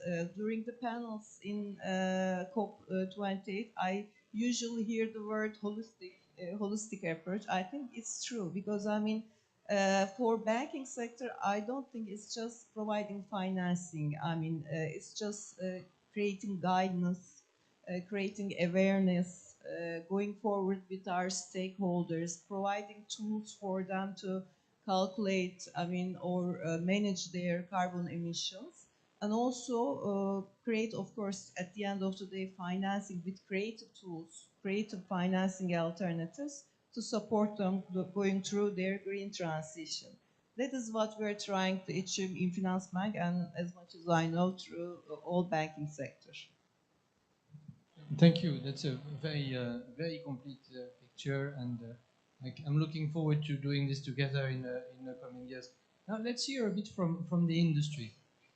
Ada, we were discussing a bit before the panel, and so you wear two hats today. You wear Tusiad hat and you wear Arçelik hat. Maybe you can speak about both situations and how you see the impact of CBAM on the industrial sector and on your company, if you can share. Thank you, Francis. I would like to begin by thanking to the Ministry of Environment, Urbanization and Climate Change, to TUSIAD and EBRD for providing this opportunity.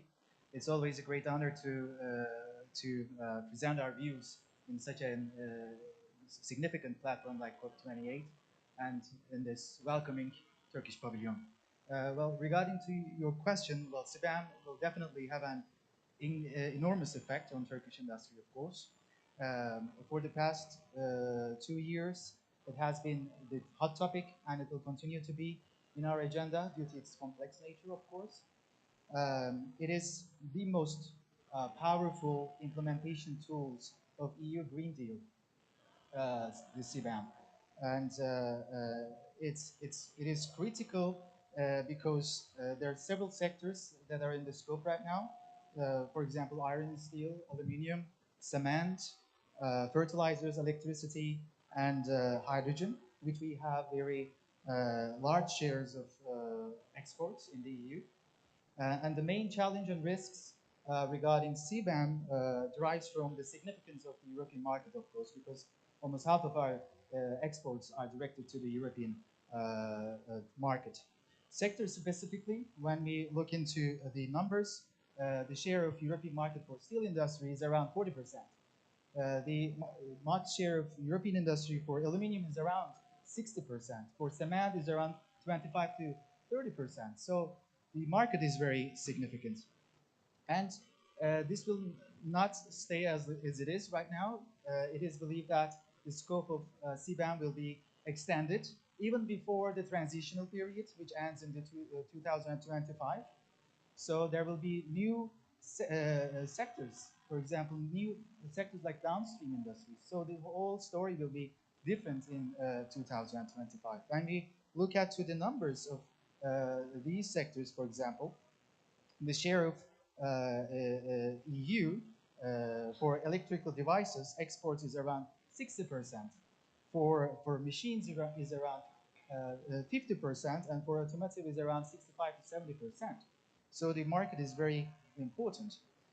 In addition to this, Turkey's position in the total imports of the EU is also critical. When we look at to the numbers, we can easily recognize the competitiveness that is going around, especially between Turkey and other countries, especially located in Asia-Pacific region. And these countries are trying to initiate their own ETS mechanism, their own CBAM-like mechanisms. So the process is going on that we need to really follow. And these countries also have renewed their FTAs, focusing more on ESGs. So it is a matter of competition, and we really need to follow. And as a last point, as of 2026, the importers, European importers, will be facing with financial burdens. They will be needing to purchase CBAM certificates. And as of 26, up until 2034, free allowances will be gradually decreased. So we will be facing with new carbon prices, which is much more higher than today, which is around 80 to 83 euros.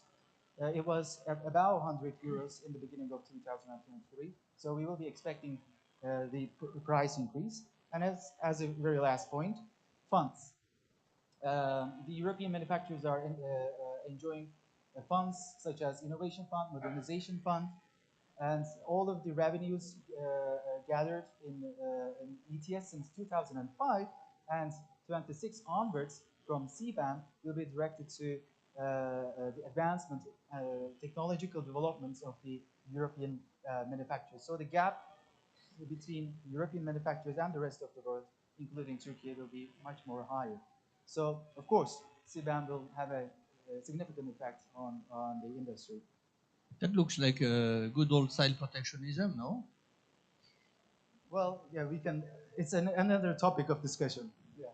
But I mean, do we have a view of the impact it has, like as a percent of the production value of Turkish industry? Well, there are several numbers. There is an EBRD report on it, as we know. But from export side, the impact will be enormous. Export numbers subject to CBAM in 2022 is around $13 billion. Yeah, $13 billion. That's the value of exports that are subjected to CBAM. Okay, so but it's also an opportunity for investments in competitiveness, and the ability of Turkish banks and industry to be agile is legendary. Has been tested in these past 2 years of monetary tensions. Now, going back to the banks, maybe I'll ask İşbank and Yapı Kredi. What can you do to support the competitiveness of the Turkish industry specifically? This is a challenge. It's an encouragement to become more competitive. It's an encouragement to become greener. It's not done without effort. It's not done without investment. The moment you speak of investment, you turn to the banks. So what can you do for this? I believe that, and yesterday I was here attending another panel in this welcoming Turkish pavilion. I also mentioned in there that the two keywords for this, I believe, is the commitment and collaboration.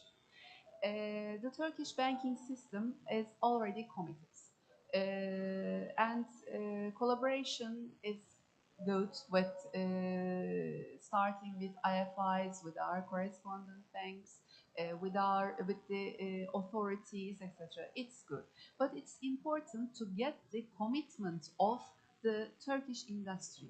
When we say Turkish industry, yes, the corporates seem very much ready for this transition. However, if we again consider the fact that the backbone of the Turkish economy is based on the SMEs, we need to increase the awareness. I also believe that we have too much talk on that and we need to take more action. So as İşbank, and I know some other Turkish banks are also taking the same path to help the SMEs to understand the importance of this, we are helping them with some software solutions, with some providing technical expertise, etc. We're trying to help them to provide them some solid assistance. in helping them with their operational efficiency, with energy efficiency, with water efficiency, and so on. So I believe that if we touch upon, especially on SMEs, and helping their transition, not only with lending to them, but also supporting them with a holistic approach, as Yeliz already mentioned, I believe we will increase the competitiveness for the Turkish economy within the international markets. This is what I can say for the time being. Yasemin? Thank you. Actually, I will continue with SMEs. Currently, we are even have difficulty in obtaining the data for corporates. I mean, like emission data or the consumption of energy. For SMEs, it's more difficult because there's no regulation to force them. That's why actually we have a big role in motivating them and showing them the positive impacts of green investments and also measuring environmental and social impacts. So, as Gamze Hanım said, actually lots of artificial intelligence and also the software programs have been developing actually, like the Singapore Bank, for example, has developed the tool like collecting data from the SMEs and also calculating emissions and showing the financial impact in the P&L. So actually, they want to see the positive financial outcome and impact on the P&L. So maybe we can look at from this perspective and show how can they contribute, how can they make a profit by investing in energy efficiency or water efficiency, those kind of perspective we should bring to them. Yeah. Thank you. It's something that I've heard in other panels as well over here, how the job of banker is changing. The banker used to be someone that calculates financing on the basis of a balance sheet and a P&L, and now becomes someone who needs to go and understand the way the clients works and turn the green imperative into an opportunity. And that takes understanding the industry in a much better degree of detail. Now, we'll go back to the other two banks, but I wanted to go back to Arçelik first. For you to share maybe the main challenges that you face on the path to transition to a low carbon model, and perhaps also why don't you comment on the SME issue that the two colleagues from İşbank and Yapı Kredi have mentioned. You also have SMEs, I'm sure, in the association or in your value chains. So this is a question that very few people have a solution for. Yeah, thank you, Francis. Well, trying to follow each and every legislation coming up after one another and trying to comply with them is rather challenging, of course, since the initiation of the EU Green Deal. Currently, considering CBAM, we are in the transitional period, as we know. Importers will need to submit comprehensive reports quarterly about their imports, about the carbon content of their imports. And there are several uncertainties on that issue, like default emissions and accredited verifiers. But these reports, I mean, the data for the report will need to be gathered from the suppliers, from SMEs. So our suppliers will need to hand in their production details, production methodologies, their embedded emissions, the electricity usage, and many other information like their inputs as well. So it requires quite a lot of preparation. As Arçelik, we are in contact with our suppliers. Most of them are SMEs. We are trying to warn them to what is coming.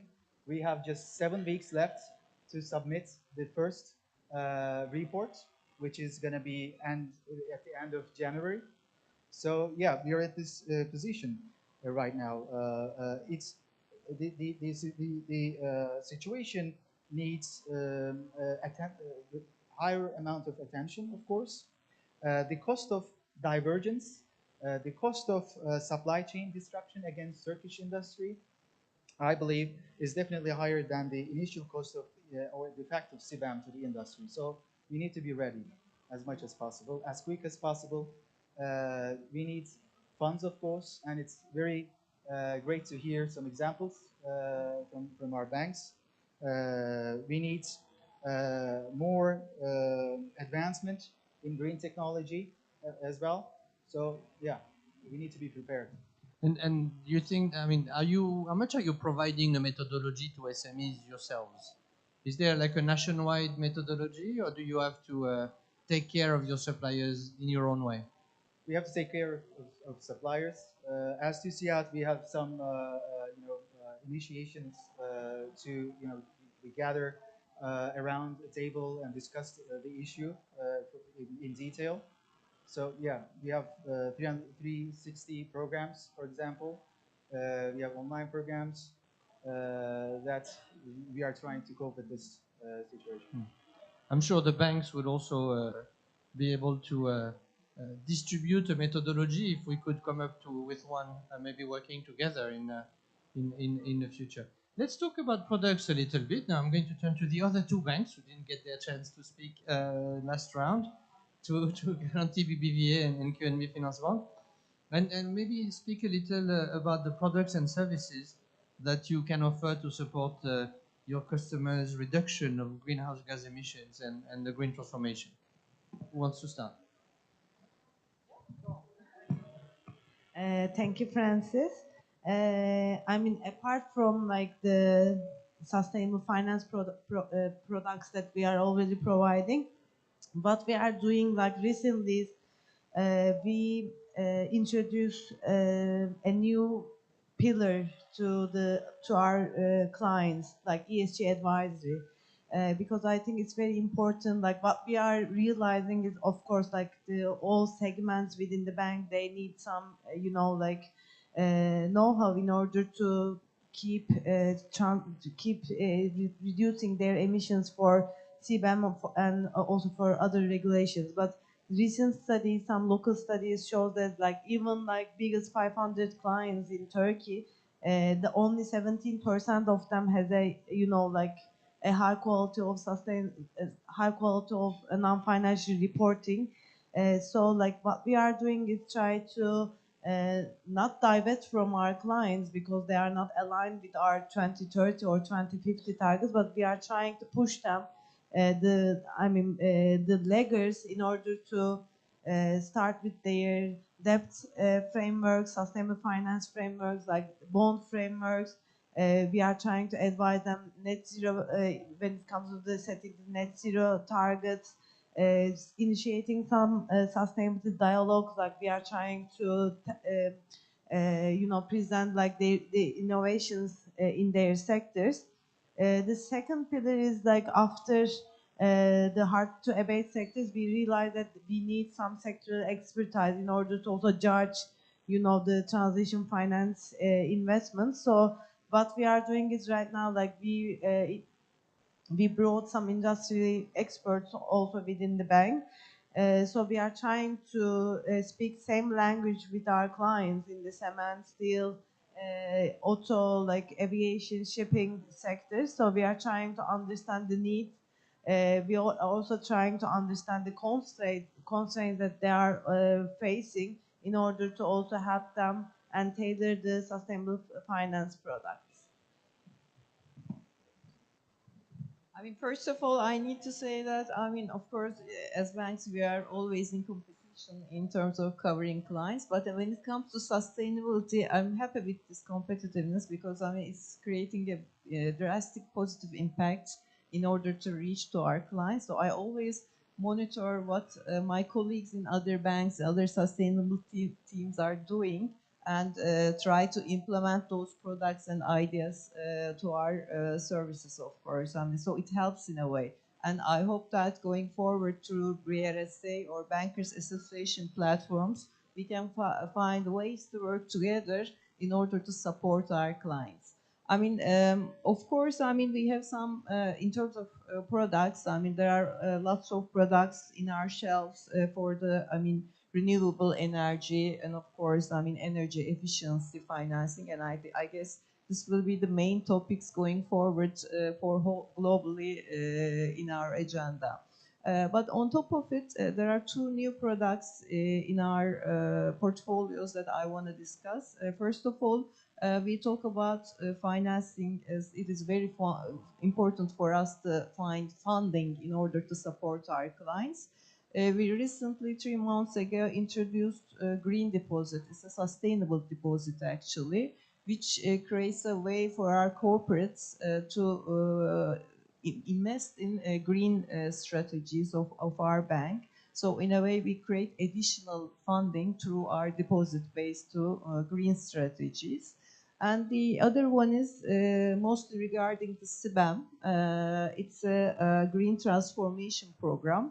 Same as my colleagues, it's not just a financing program. It's, of course, an advisory. It's a program creating advisory for the SMEs, as they need a lot in order to create their green transition procedures.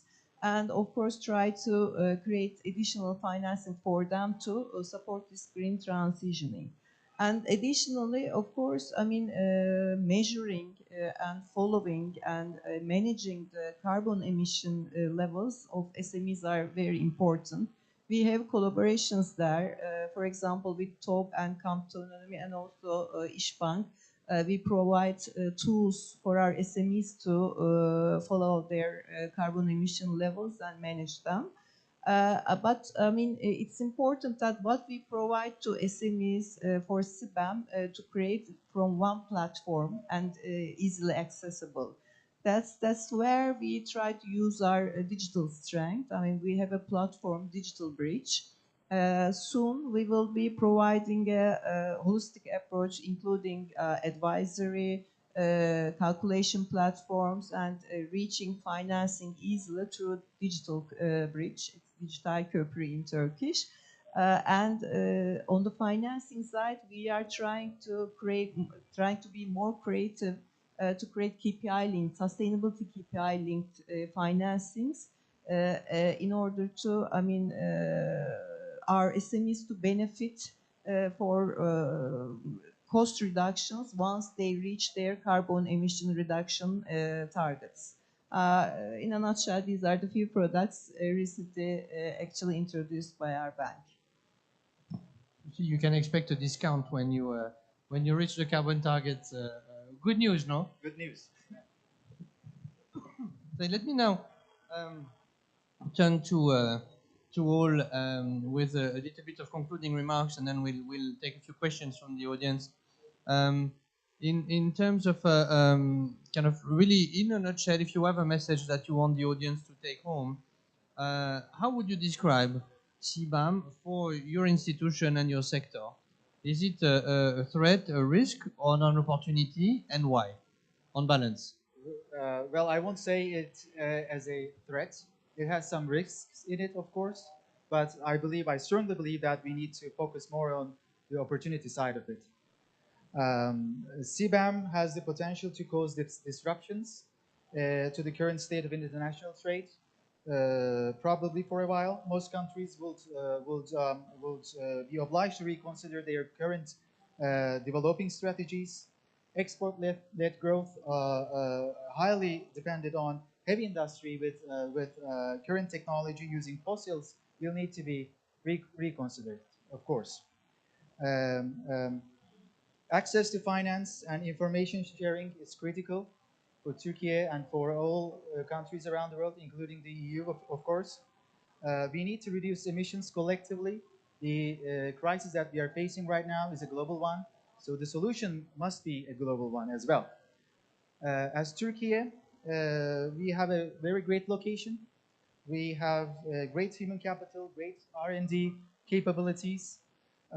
We have a high level of harmonization to many European legislations, so I believe that we have a great advantage as a country. Also, there is a draft climate law which is prepared devotedly by our ministry and the Directorate of Climate Change. We are expecting it to be enacted in our Grand National Assembly very soon. So our ETS mechanism will be initiated, and I hope all the revenues collected in that system will be transferred to the industry for their green transformation. So it is an opportunity, of course. An opportunity for more cooperation and working more together. Definitely. I also agree that we need to focus on the opportunities. Yes, there are some challenges. We have already mentioned about that data challenges or getting SMEs on board on green financing, etc.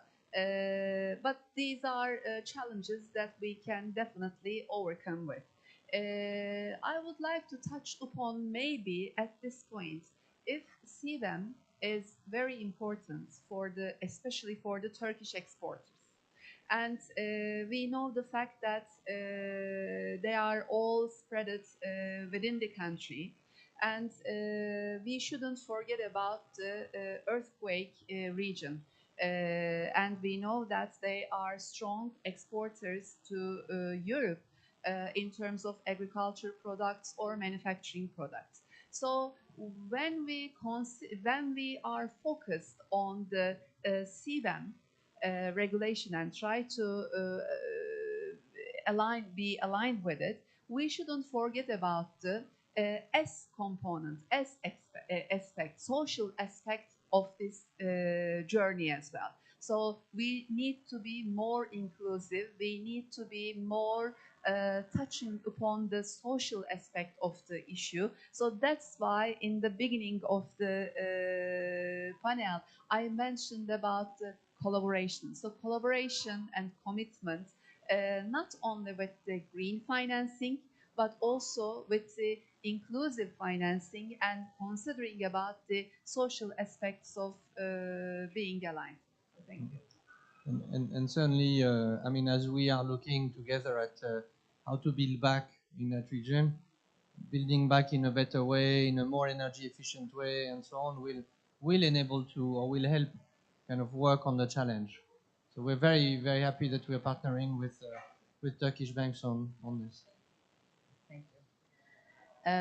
Actually, I also would say we should focus on the opportunity side because normally when we obtain an IFI facility or any issuance from investors, actually, we were just looking at our portfolio and trying to find the right customers or the loans to just allocate a lending loan. But now actually with the new era of our transition strategy, we will go to our customers and with the collaboration, we will create our portfolio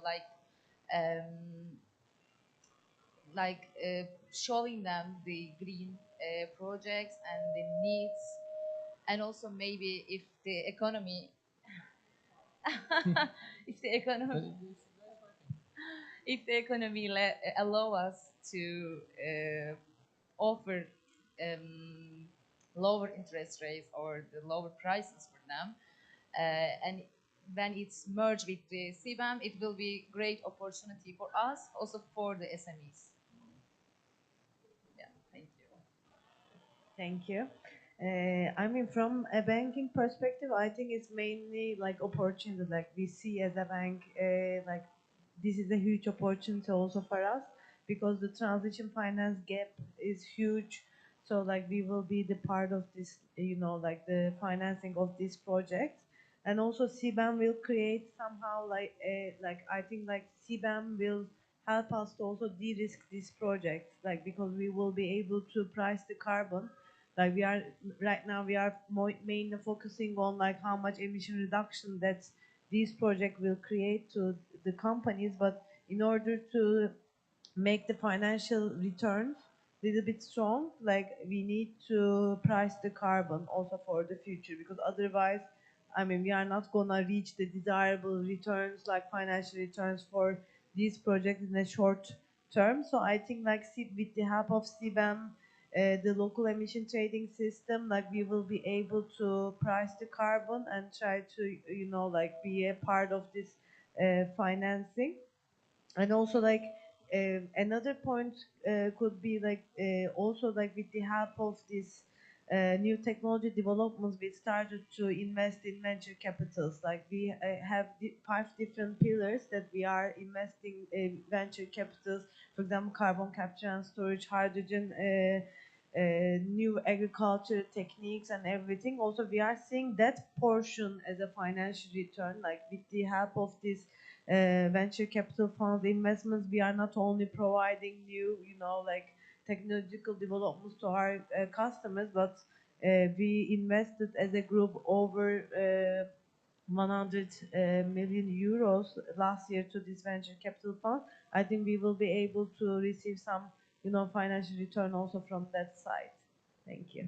Fantastic. I'm sure you're going to see it's an opportunity as well. There's too little disagreement on this panel. No, there's challenges. I will say, but I cannot now.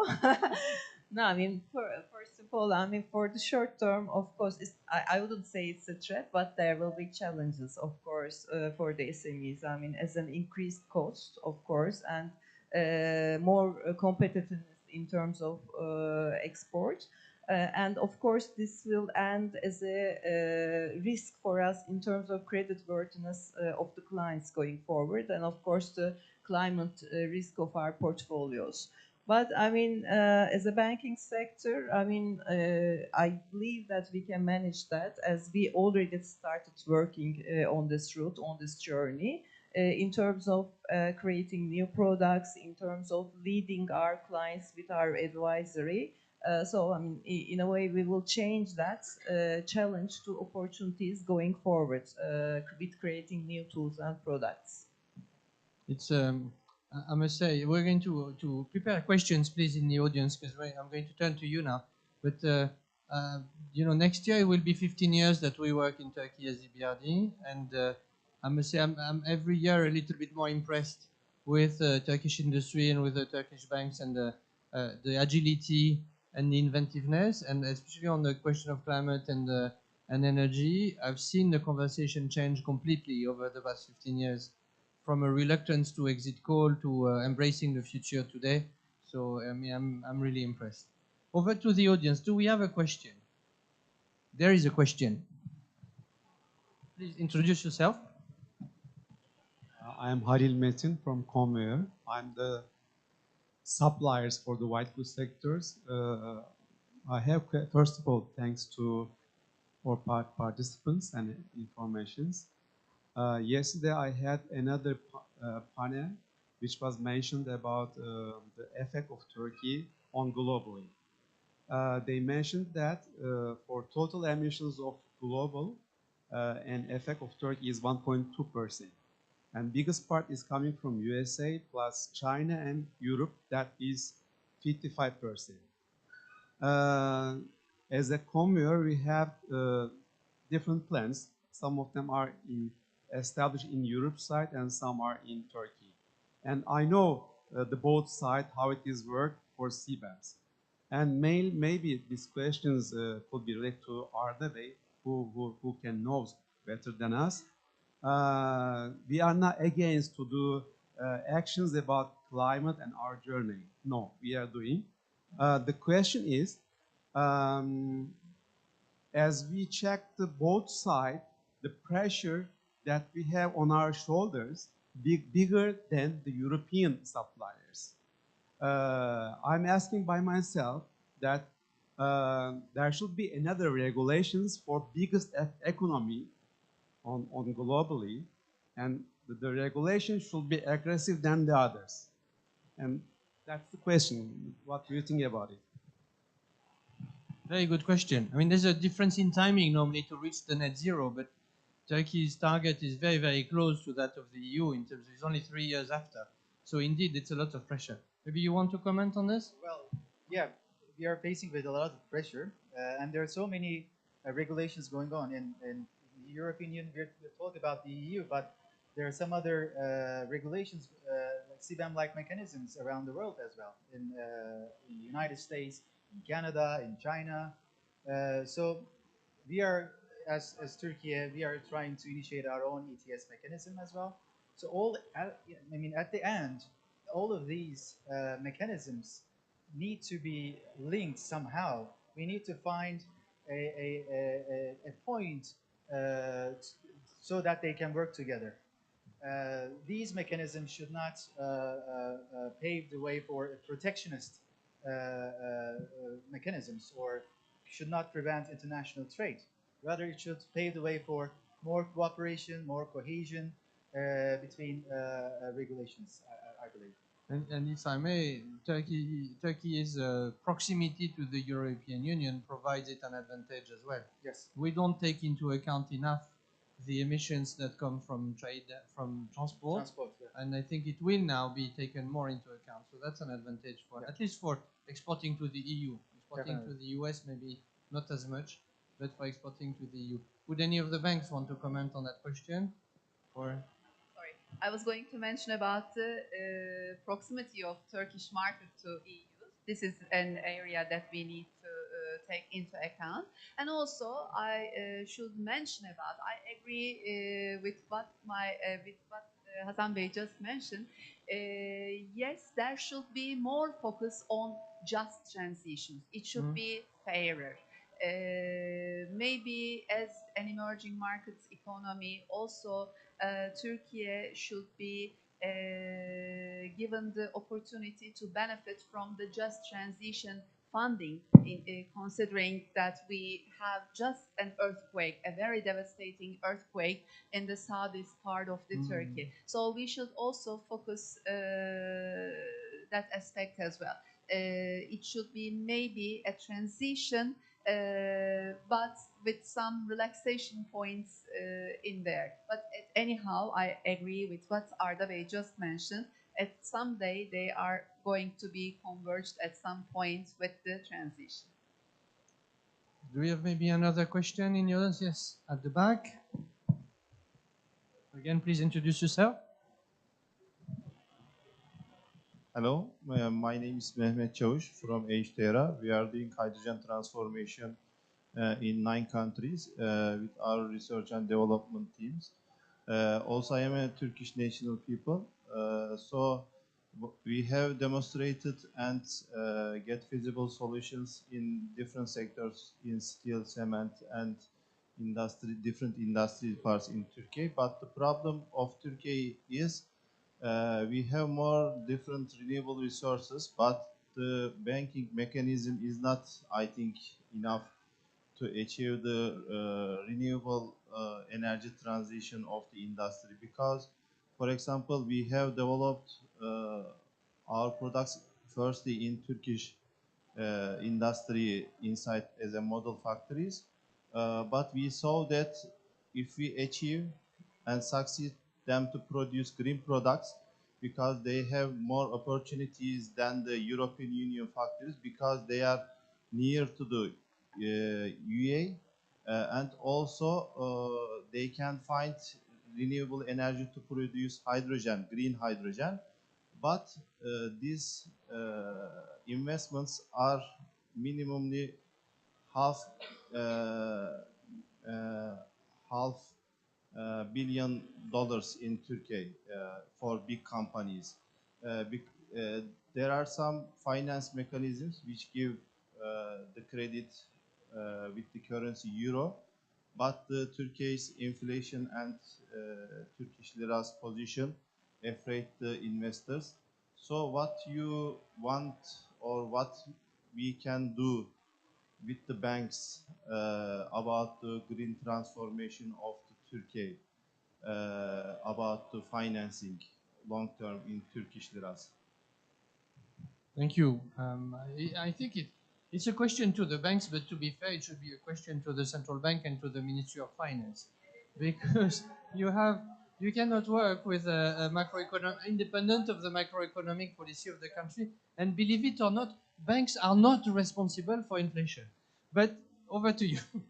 Actually, this is a really good point. I mean, we lend in Turkish lira, but we obtain money from IFIs in US or euros. Sometimes Turkish lira So as well. that's the question to that's the question to EBRD maybe mostly. No, we do. No, we have resource in Turkish lira, but we are like you, dependent on the level of interest rates, which is essentially a function of the macroeconomic policy of the country. So that's why that's another reason as well. I mean, the currently prices and the economy doesn't allow us to offer advantageous prices to the renewable projects mostly. If we obtain, of course,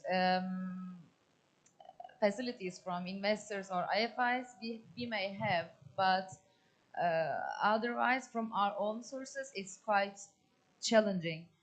And also for hydrogen, I remember 10 years ago, I worked in a project finance department, and one day I saw the very different energy production idea came to us, and we evaluated it, but because it was a new idea, and how can I say, the banks at the beginning think twice about funding it.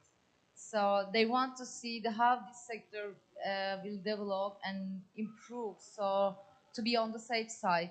And hydrogen is coming to our agenda, of course. I mean, if we are saying we will provide good advantageous prices for the renewable energy, we are not separating hydrogen from that. We fund that, but we need to see the future of that investment and also the impacts of that investment. And my impression is that the country has turned the corner when it comes to high inflation. It still is high, but it will be. I mean, of course, in recent years, because of the tightening monetary policy, focusing on inflation rate, of course, didn't allow us to, land in Turkish lira because of the high cost on the interest rate side, with shortened maturities and, of course, a high swap cost.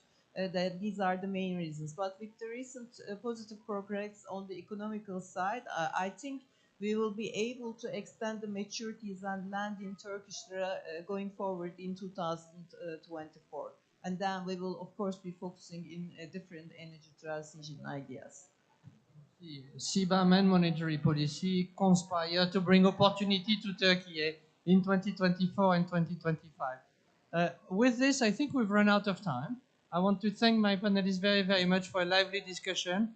Thank TUSIAD for co-organizing it, also for working on, we didn't talk about the G of governance, but we worked together on the climate governance in Turkey through our partnership with Chapter Zero.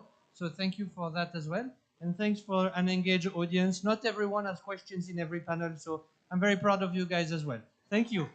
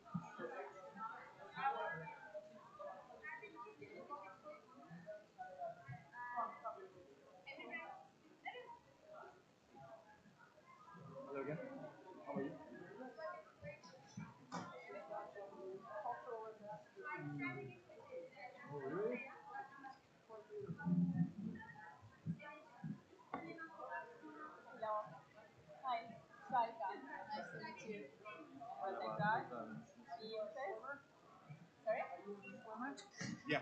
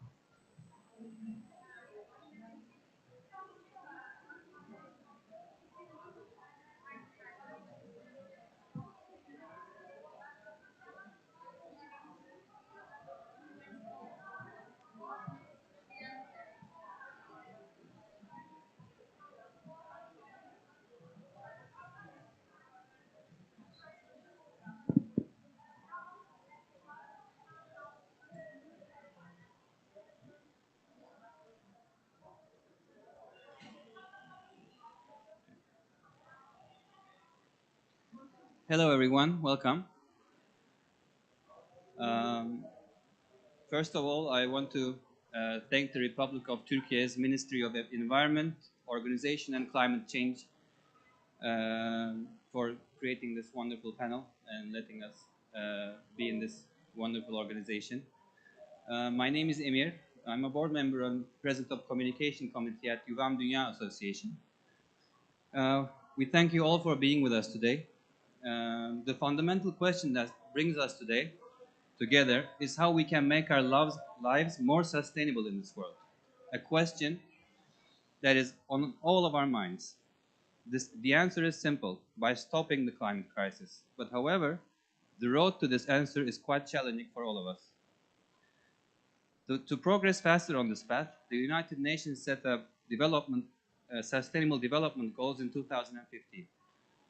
The list, defined as humanity's to-do list to be achieved by 2030, includes 17 major goals with 169 specific, measurable, and time-bound targets. It is discussed and adopted by 193 countries. Since then, there has been real progress, but there is still a long way to go for others. As Yuvam Dünya Association, we work every day with businesses, scientists, artists, communicators to achieve sustainable development goals and combat the climate crisis. However, we know that the time is running out, so I don't want to take up more of your time by prolonging my words. The title of today's panel is Our Story, because the climate crisis is the story of our generation, and we are the last generation that can change the bitter end of this story into a relatively sweet one.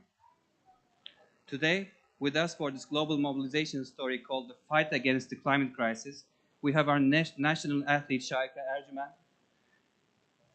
Yılmaz Yılmaz, the founder of one of Turkey's largest fashion brands, Koton, Burak Kuyan, the CEO of Galata Wind, and the head of the Climate Crisis Communication Department at Yale University, one of the world's most prestigious universities, Anthony Lizarowicz. I would like to welcome my guests and start the panel with my first question.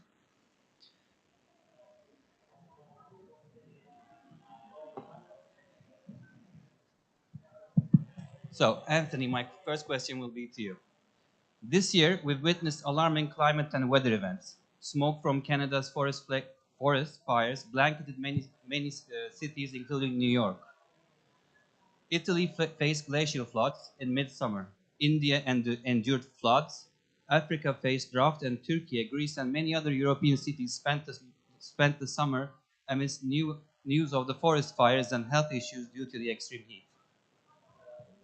Yet the fight against the climate crisis is still underrepresented in the mass media. We often start by addressing what the climate crisis is. What do you think is missing in communicating this issue, and how do you believe it should be narrated? And how can your reports and surveys guide us here? Thank you, and thank you for the invitation to be with you all. It's a real honor and privilege to be with you. So we have to recognize that this is an issue that has very different dimensions where you are in the world. In our most recent global scale study, we know that 4 out of 10 adults on planet Earth have never heard of climate change. They lack even basic awareness of what this issue is. That's nearly 2 billion people. And they're often the world's most vulnerable, who have contributed the least to the problem, but are getting hit first and worst by the worst of impacts. So we still need to raise even basic awareness among many, many people in the world. But the second thing that we really need to be able to educate people about is the threat itself. And especially in my country, the United States, and many of the wealthier countries in the world, people are absolutely aware of climate change, but they don't yet really see it as an urgent problem. They don't yet see it as a crisis. And one of the major reasons why is that many of them still see climate change as a distant problem. Distant in time, that the impacts they believe won't be felt for a generation or more, and distant in space. They believe this is about polar bears or some developing countries, but not my country, not my community, not my friends, my family, or me. And as a result, it's psychologically distant, and it's something that people have heard of, but they don't yet understand why this is so important that we take immediate action. So I think this is really a call to the mass media and to the cultural media. It's not just the newspapers or the television broadcasts, which are very important, but all of us as storytellers to communicate how climate change is right here, right now, happening in every part of the world. It's already causing tremendous human suffering, and unfortunately it's going to get much worse in the future years as we continue towards the 1.5 degree and perhaps even beyond that levels. So we have a lot of communication to do. The last thing I'll say, though, is that one of the most inspirational things that we see in our research is that it doesn't take a lot. We give people around the world a one-sentence description of what climate change is and how it relates to weather, and immediately we see that 8 to 9 out of 10 people immediately say, yes, that's happening, because they know that the temperatures are changing. They know that the precipitation patterns are changing. They know that growing seasons are shifting, but no one has ever given them the idea of climate change to explain why these are happening, and even more importantly, the idea of climate change to inform the future decisions that they are making as societies. So I think it's an exciting time. It's also a scary time. Thank you. Mr. Yilmaz. Transformation stories in the business world are crucial for climate action. Such changes in a competitive business environment also inspire each other for Earth's good. I'd like to ask you, when discussing the limited resources, fast fashion is one of the most questioned sectors today. How would you describe the transformation of Coton's story? First of all, please excuse me because I will read my Coton's story. I prepared it by writing because I have two problems. One, there are so many numbers which I cannot remember all. Two, I have some, like you feel, some health problem. Okay. As Coton, we feel we have a responsibility to our environment. In 2020, we defined our ESG approach more clearly and released our ESG strategy, Respect Life. Our strategy is based on 4 key pillars: respect planet, respect people, respect society, and respect business. In line with our Respect Life Sustainability strategy, we have established our Sustainability Committee in order to manage sustainability more effectively. With our Cotton Sustainability Committee, the leadership of which one of the co-founders, Gülden Yılmaz, undertake with great honor. Gülden Yılmaz is my wife and co-founder of Cotton, maybe some of you know. We follow up our sustainability efforts within the company and determine our goals for the future. As part of our approach to ESG, we signed UN Global Compact and aligned our business according to sustainable development goals. Cotton is also a pioneer in sustainability in Turkey. We are the first signatory of PCI in Turkey. PCI means Better Cotton Initiative. 15% of our cotton fiber usage was from Better Cotton in 2022. We plan to use about 25% for 2023.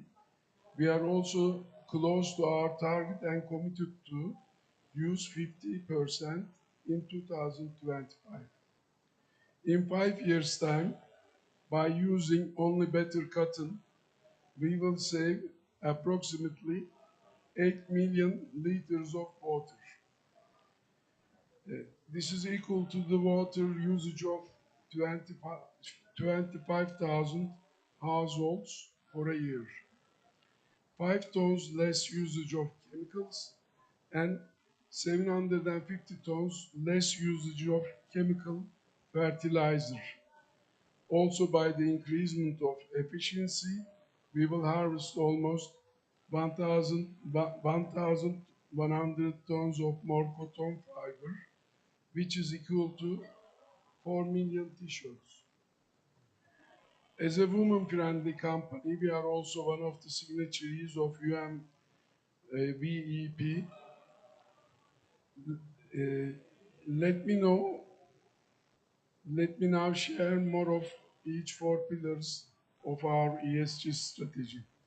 Starting with the Respect Planet, which is focused on our environment, we are transforming our way of working to reduce our impact on climate change, save water and promote and support the circular economy and reduce chemical impact. As you know, fashion is one of the industries with high water consumption. Water management is one of our key priorities. Let me share with you one of our achievements. We saved around 62 millions of water with the help of Shaika. In 2 years by our Respect Water collection. The collection is made together with Shaika. We want to draw attention to water and raise awareness. We designed this collection with sustainable materials and techniques. This collection reflects our sustainability perspective in our products.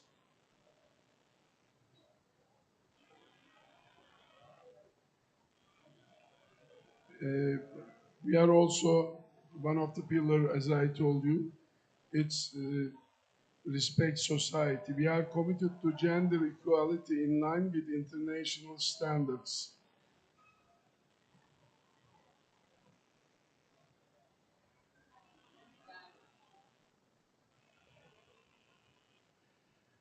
We launched a handcraft collection project in 2016.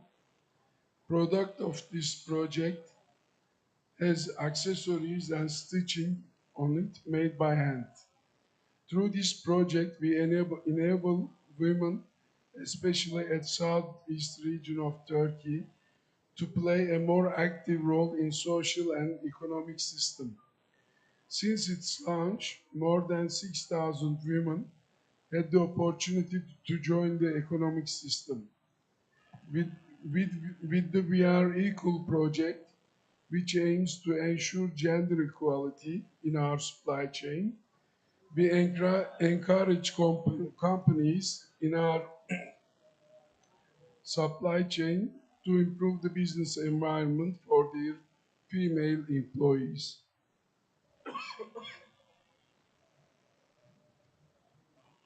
From a respect people perspective, we are very proud that our employees recognized Coton as a great place to work. And we are also proud to have a diverse workforce, which global female employee ratio is globally 71%, and management team, I mean the managers, women managers in Coton, are 54%. We are regularly organizing sustainability trainings within the company to raise the awareness. Respect business, the fourth pillar. We continuously invest on digitalization, innovation and research and development as part of our corporate culture. We are fully aligned with the social compliance legislations. And at the same time, Coton is a very successful company which is growing very fast by applying 4 pillars of respect life approach. Strong commitment in continuing to meet our ESG targets. We are very proud that we released our second sustainability report. Let me share our achievements in 2022. 25% of our turnover is from sustainable products, either recycled or organic. As a result of our improvement projects, we reduced our plastic waste by 22%, increased renewable energy consumption by 33%. We use hydropower as a renewable source. We are proud of significant progress made and recognized. There is more to do, and as such, we have defined clear targets for the future, including being carbon neutral by 2040 and to increase the consumption of recycled packaging materials by 50%, to use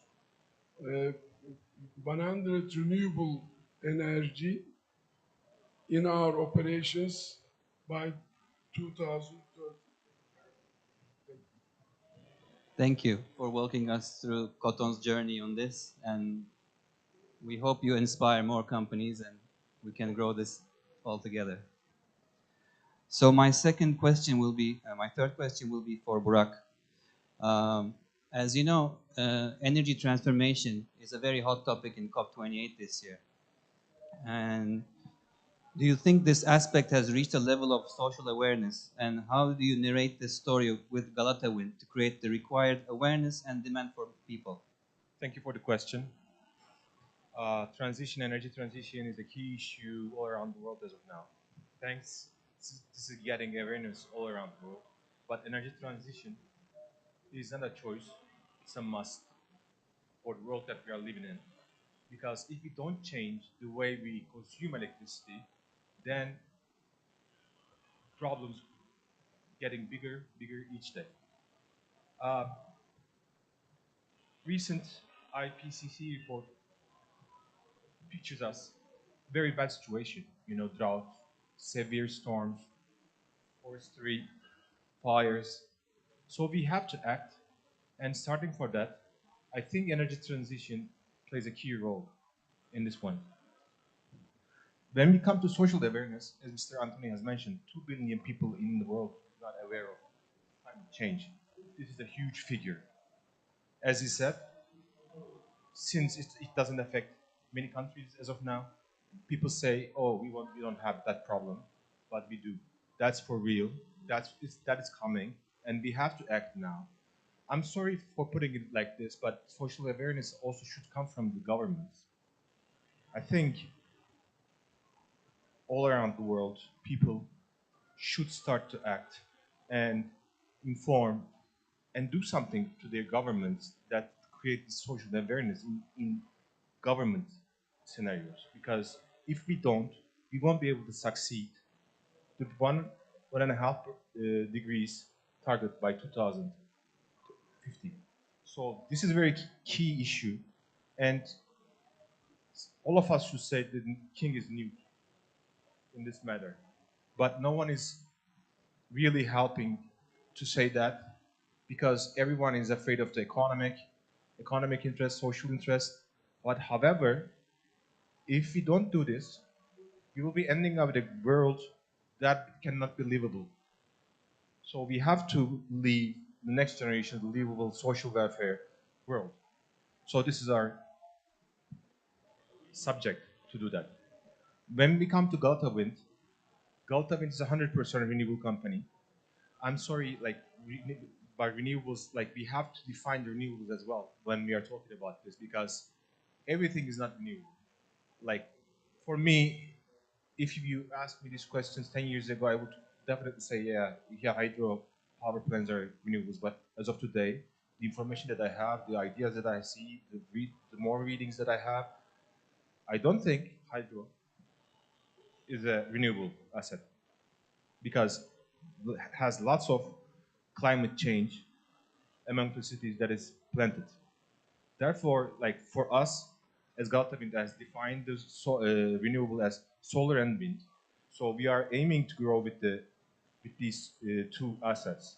Currently, we are reducing 400,000 tons of carbon each year. But what we are trying to do is, like, we are trying to expand our portfolio, and we're gonna triple it in 5 to 10 years time. And once we do it, we want to reach up to 1 million tons on carbon reduction emissions. We are doing it not just to meet the United Nations Social Sustainable Development Goals. We want to exceed it. That's our aim. And I believe that me and my team will do it in a shortcoming of period of time. Thank you. We wish you luck in reaching those goals and exceeding those goals, and hope we get the support from all governments to, get the story straight and continue. Shaika, successful people and their stories like yours inspire the public in many ways. As a national athlete, what are your motivations and actions to turn this into an advantage for climate action? Can you share your role in this story? Hello everyone. Water is my home, and ocean and seas are my habitat. So, however, actually it changed my life, because I used to have asthma and I even couldn't go to the school in the beginning. But then when I met with the water and underwater sports, my life completely changed, and I think my life started when I first held my breath. So I'm very grateful to the ocean, to the water. But nowadays, I'm swimming with more plastics than fishes. And since more than 25 years, I'm in the ocean. So this is very short time for the world, actually, to see this difference. And the blue oceans are threatened by ocean warming, plastics, illegal fishing, overfishing. And I really feel responsible, and I want to do something about that for my home, first of all. And breaking a world record is something. Of course, I want to represent my country, but equally, it's important to protect the ocean and do this project as a Zero Waste Turkey ambassador and United Nations Development Program SDG 14 Life Low Water ambassador advocate. So I really feel like to draw some attention on these topics can make big change. And with a breaking a world record, I have some power to raise my voice to the world and to use media coverage actually. So I don't want to just say, yes, I'm from Turkey and I broke the world record. I want to also say, guys, there is more plastics in the ocean. Every day I'm witnessing this, and our world is really drowning right now. Oceans are drowning, fishes are drowning, and I know how not to breathe. And after a few minutes, really, it's really painful. So, and the world is suffering in this way.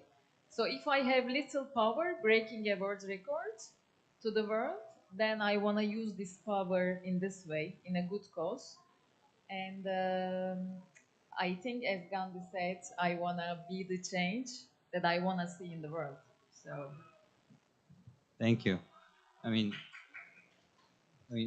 as a Turkish citizen, we know you're very inspiring, and we love to continue seeing you inspiring so many people. Thank you.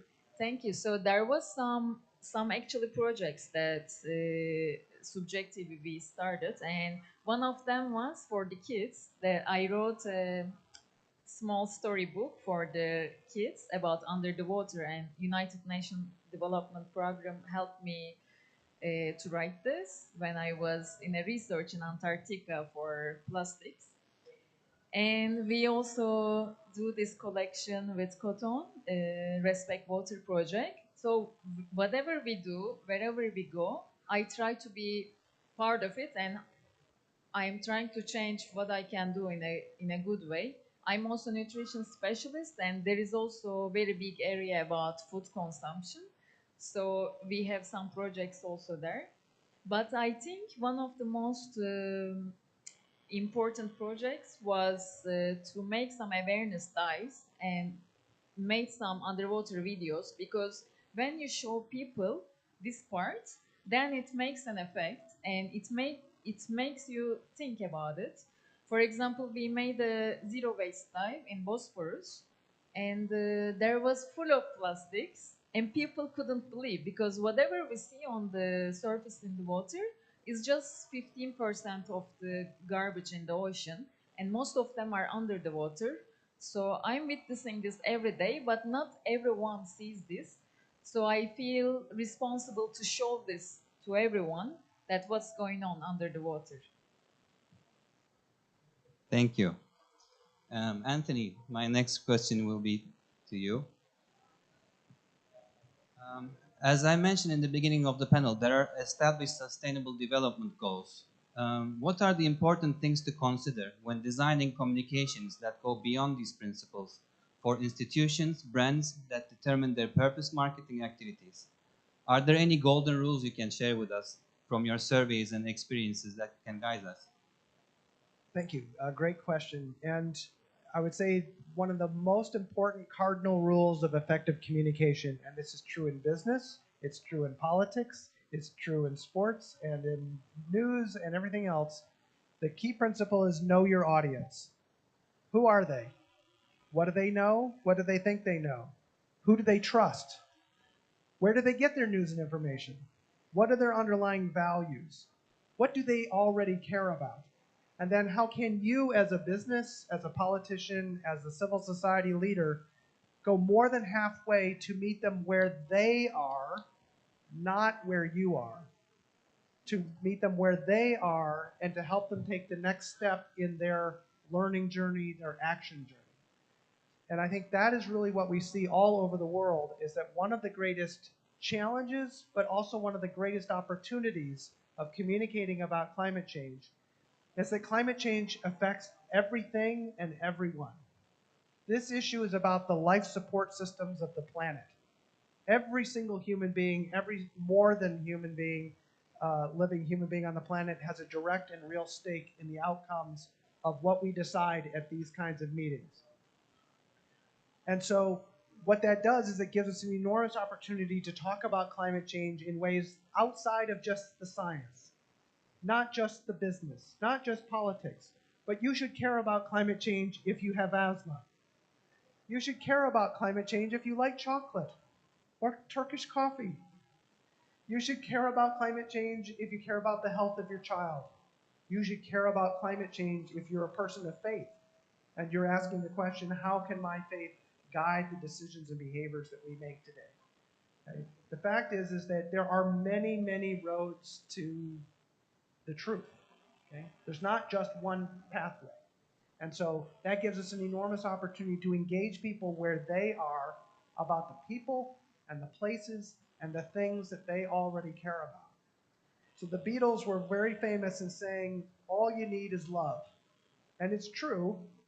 It is about finding what people already love. But they were wrong, and that's not all you need. You also need to help people understand how climate change is threatening the things that we love. Again, the people, the places, the things that we already care about. That's what will motivate action.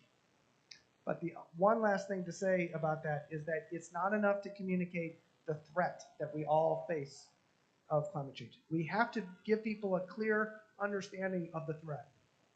But that needs to be coupled with a sense of solutions, of agency.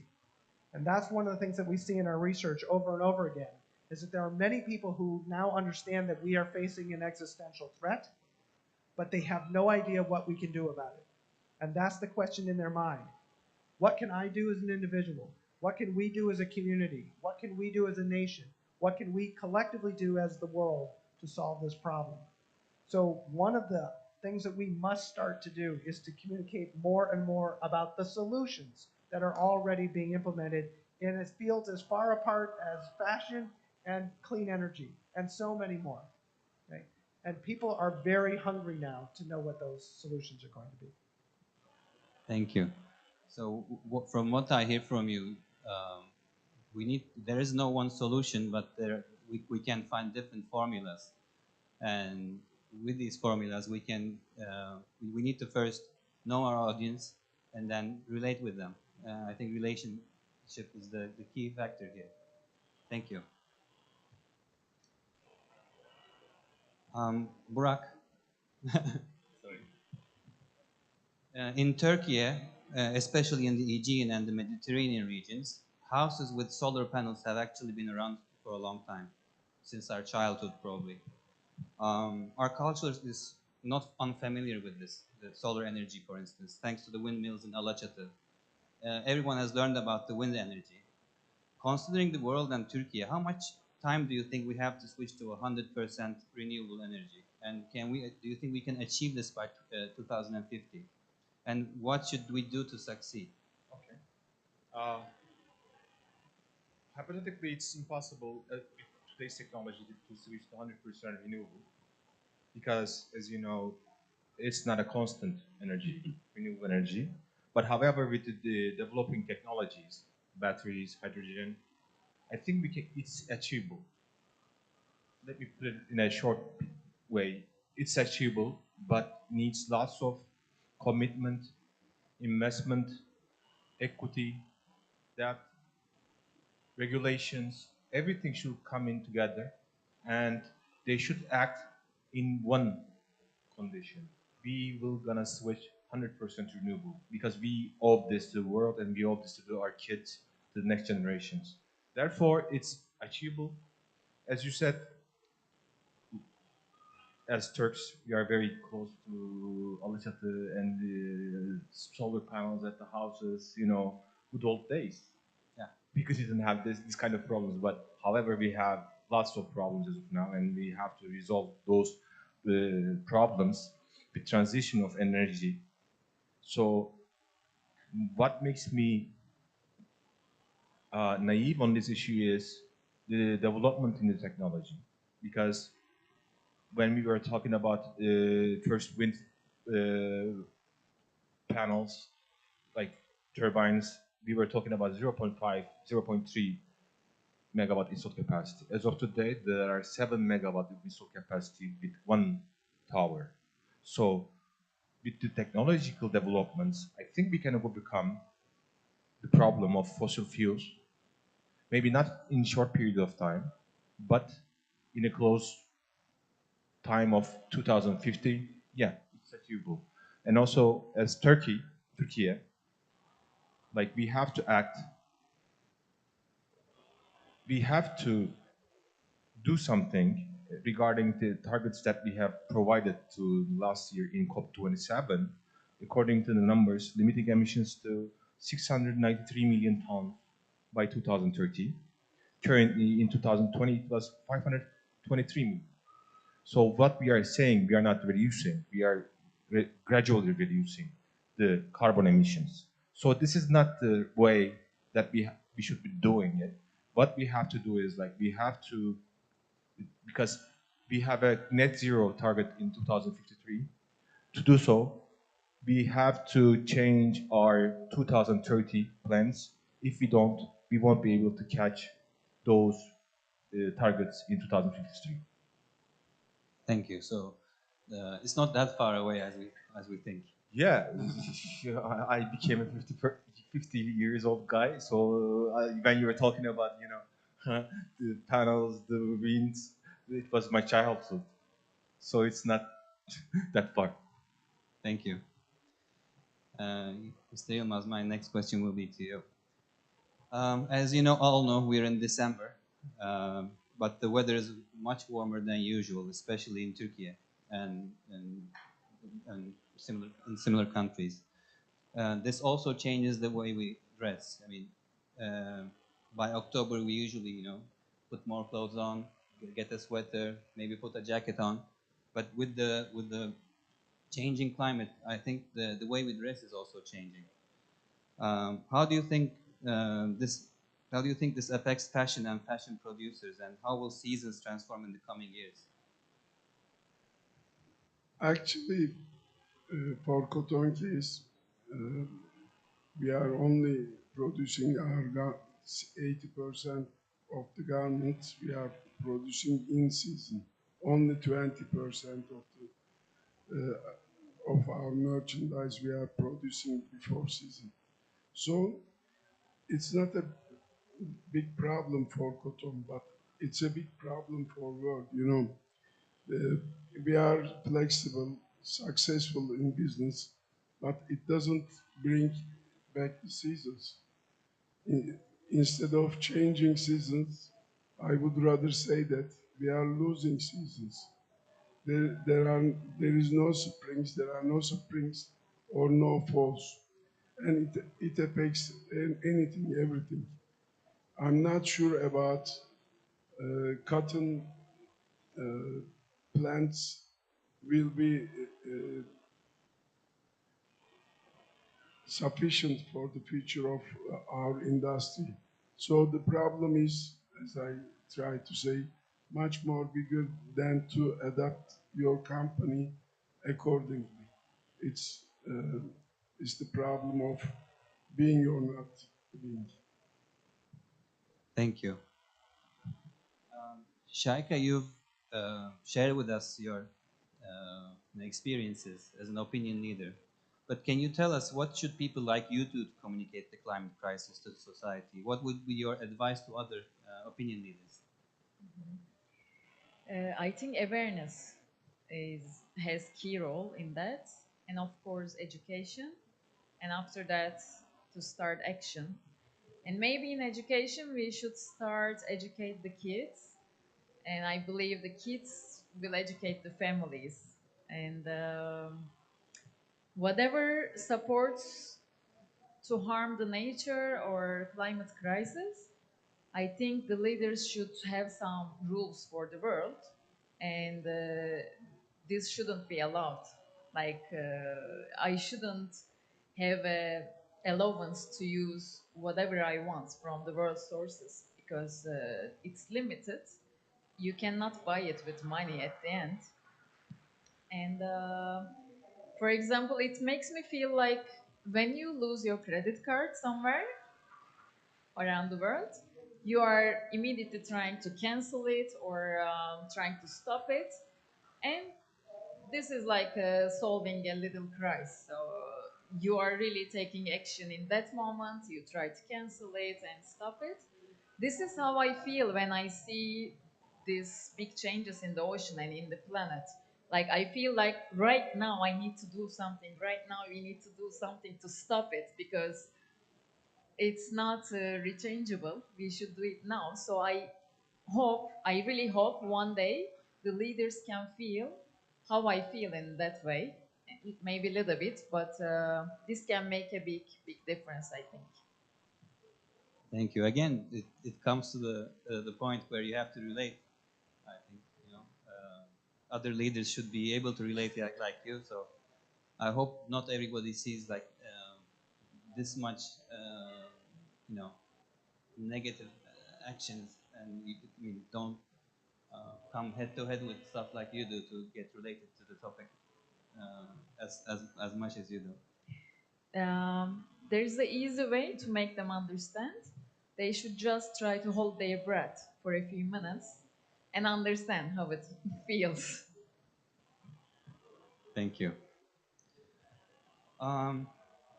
Would anyone like to ask any questions from the crowd or wonderful speakers? No. Okay. So, would you like to add anything? No. So, as Yuvam Dünya Association, we are dedicated to reshaping the narrative of our generation through scientific storytelling, striving to change the story of our generation, much like what we are endeavoring to do here today. Because we are the last generation that can alter the fate of this crisis, therefore we say, let's make today the day to combat the climate crisis. Thank you for being with us today, and hope to see you next year. Thank you.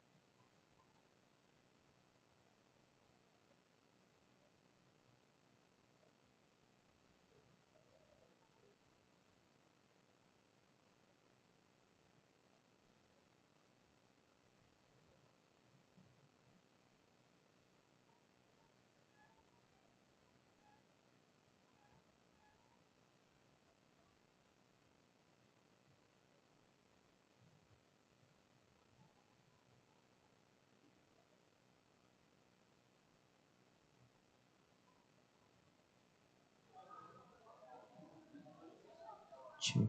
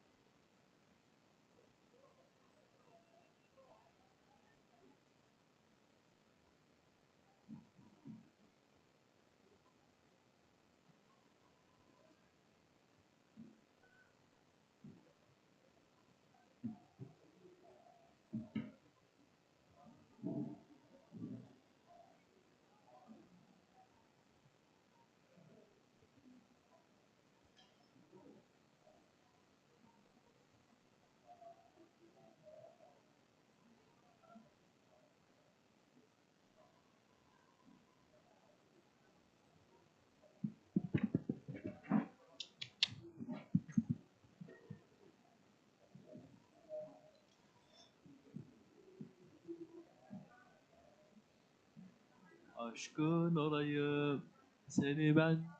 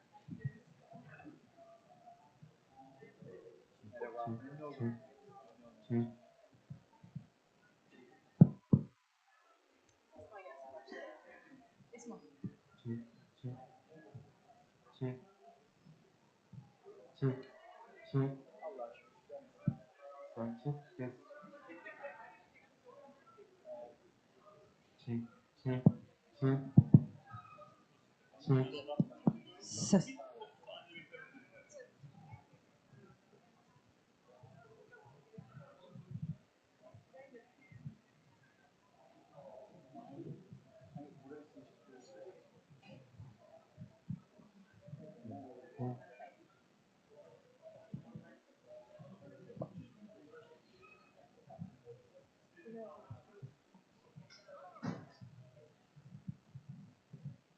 All right, so let's give this a start. Ladies and gentlemen, estimated guests and distinguished participants, welcome to the transformative discussion we're about to have, embark upon COP28. My name is Esma. I'm actually, is it better? Yeah. I'm the Chief Operating Officer at Polyarc, and it is our pleasure to host this panel here today.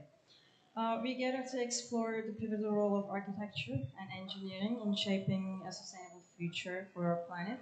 The panel we have assembled comprises the leaders and visionaries who have dedicated their expertise to driving positive change in the built environment. Can I cut you for a second? Yeah, of course. Esteemed attendants, ladies and gentlemen, can we have your attention to the front, please?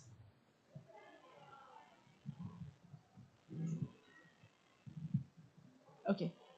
Yeah, I guess We would like you to, if you have time, to invite you over. Okay. All right. Without further ado, let me introduce our panelists who will share their insights for a sustainable future. First of all, I'd like to start with Eva. We would like to hear a few words from you. Well, actually, I would like our guests to, they are the pioneers of the industry, so I would like them to start and introduce themselves. Let's start with Dr. Jaganda. Hello, good evening to all of you. And my name is Jagannathan. I am heading sustainability at Shobha Realty, one of the largest real estate luxury promoters based out of Dubai.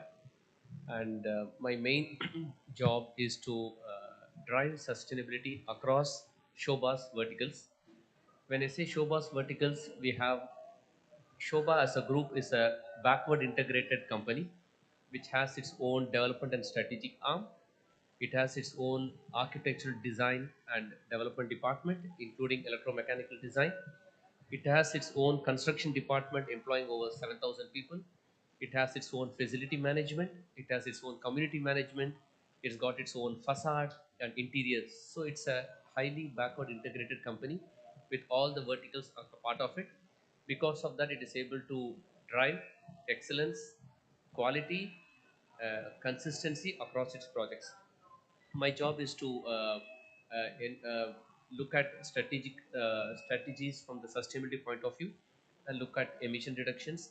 We have a net zero commitment to UAE to reach to support it with its 2050 net zero strategic initiative, and I'm also in charge of non-financial reporting such as greenhouse gas, TCFD, ESG, things associated with this. Thank you so much. I look forward to a good discussion. Thank you very much for the introduction. We would like to go on with you, teacher. Yeah, thank you. Hi, I am Gökçe Yürek Tanda from Turkish Development and Investment Company management firm, CCN Holding. We have 6 main sectors in our broad range of business: hospitality, healthcare, operational and technical services, technology, and construction. Actually, we have completed 80 projects in all over those projects, and we have more than 8,000 employees now. And also, we have a healthcare bed capacity of over 5,000 beds in Turkey. Actually, we have improved energy efficiency management system in our hospitals. In the first day of COP in the Turkish pavilion, the Ministry of Health explains our health projects PPP program and explains the technical issues. At the end of the operation period, with that energy efficiency in our operations, we have saved approximately 10% of energy by having this energy efficiency team and technology in our healthcare projects. At the end of the day, we transformed this knowledge into our other projects, assets, and now on we have in our schools, in our new buildings and residentials, this management system, including solar panels, and also Ministry of Environment and Urbanization had a World Bank funded program. It is EEBP, and we have many of contracts under this program, and we are doing retrofitting in our in Turkey's public buildings and make energy saving solutions at site in 1 year period.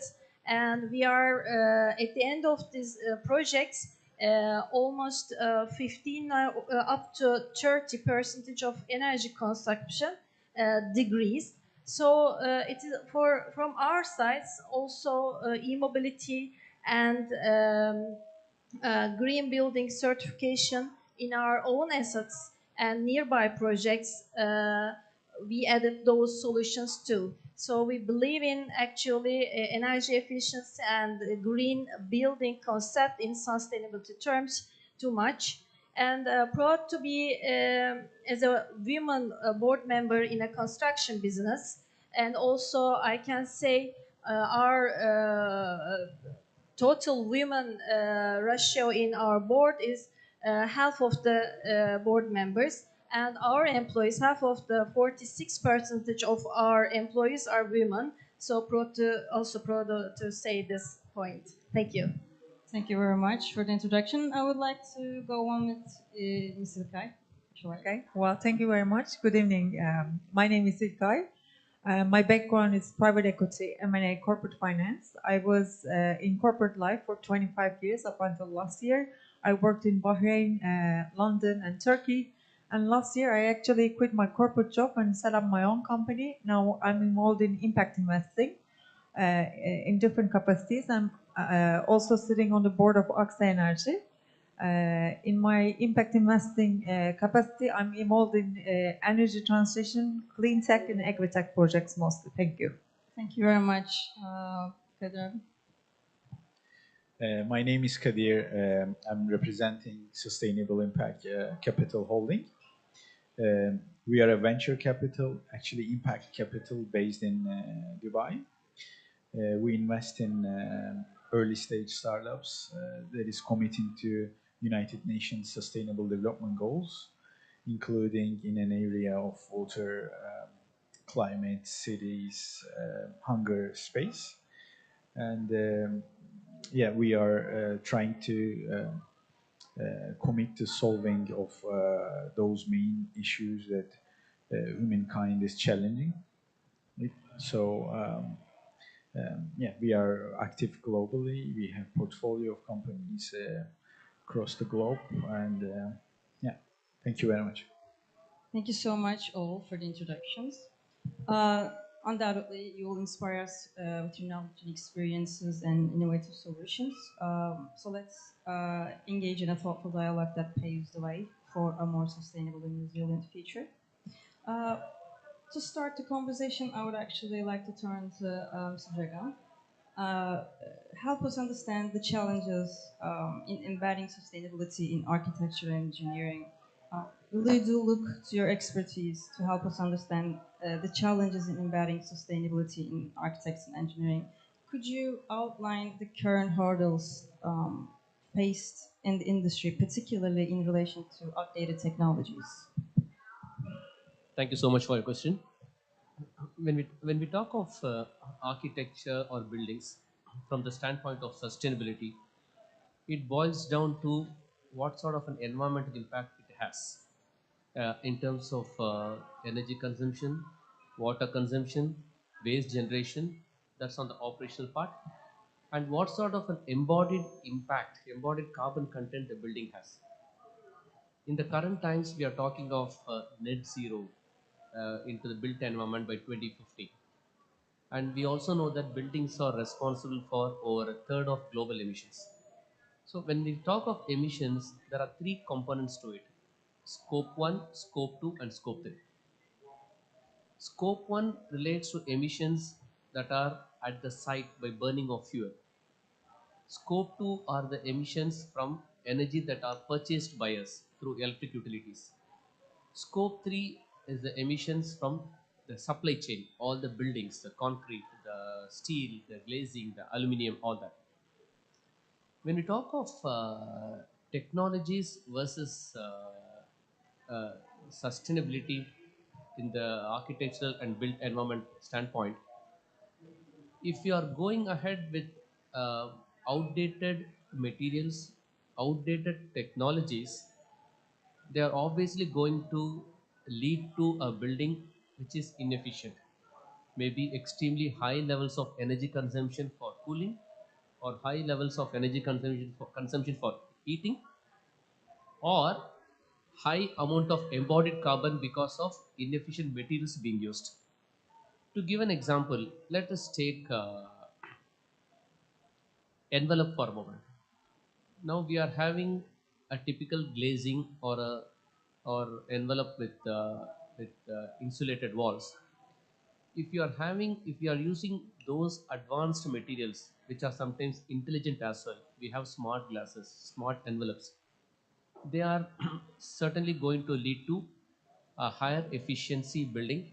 So the amount of energy consumed is going to be less, and that is going to impact scope 2 emissions, and that's also likely to impact scope 3 emissions all through the life cycle, because we are choosing better materials. On the other hand, if we are using outdated technologies or having materials that are not up to the just code compliant but not up to the latest in available in the market, it's going to be inefficient. Let's take other design processes.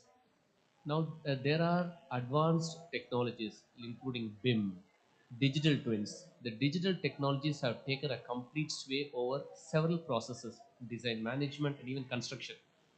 If you're going to ignore all that and go on with the traditional method, the results are going to be wasted opportunity.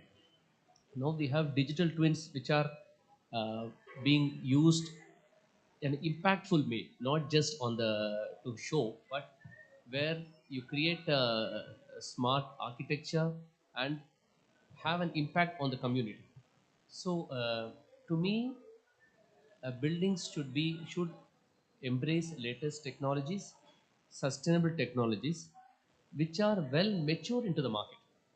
So to that extent, developers should keep looking for those technologies that have gone out of research, development, and demonstration, and which have reached a scale of commercial deployment. And to that extent, we need a full awareness, knowledge, or a platform for developers or the built environment industry to get exposed to the latest technologies. What I said is for design purpose. The same thing is applicable to construction also. You have digital technologies to monitor construction in an efficient manner, and the same goes to operations. Now my panelist was saying about the energy efficiency measures, monitoring, through which he is able to save 10 to 30% of energy in their built assets. So technologies are important. Outdated technologies have to be consciously discarded. Thank you. Thank you. On that regard, I would like to ask you, is net zero truly achievable? And what is the true picture and how optimistic can we be about it? That's a very, very, very tricky question. I do not want to sound pessimistic, but at the same time, I do not want to sound overly optimistic.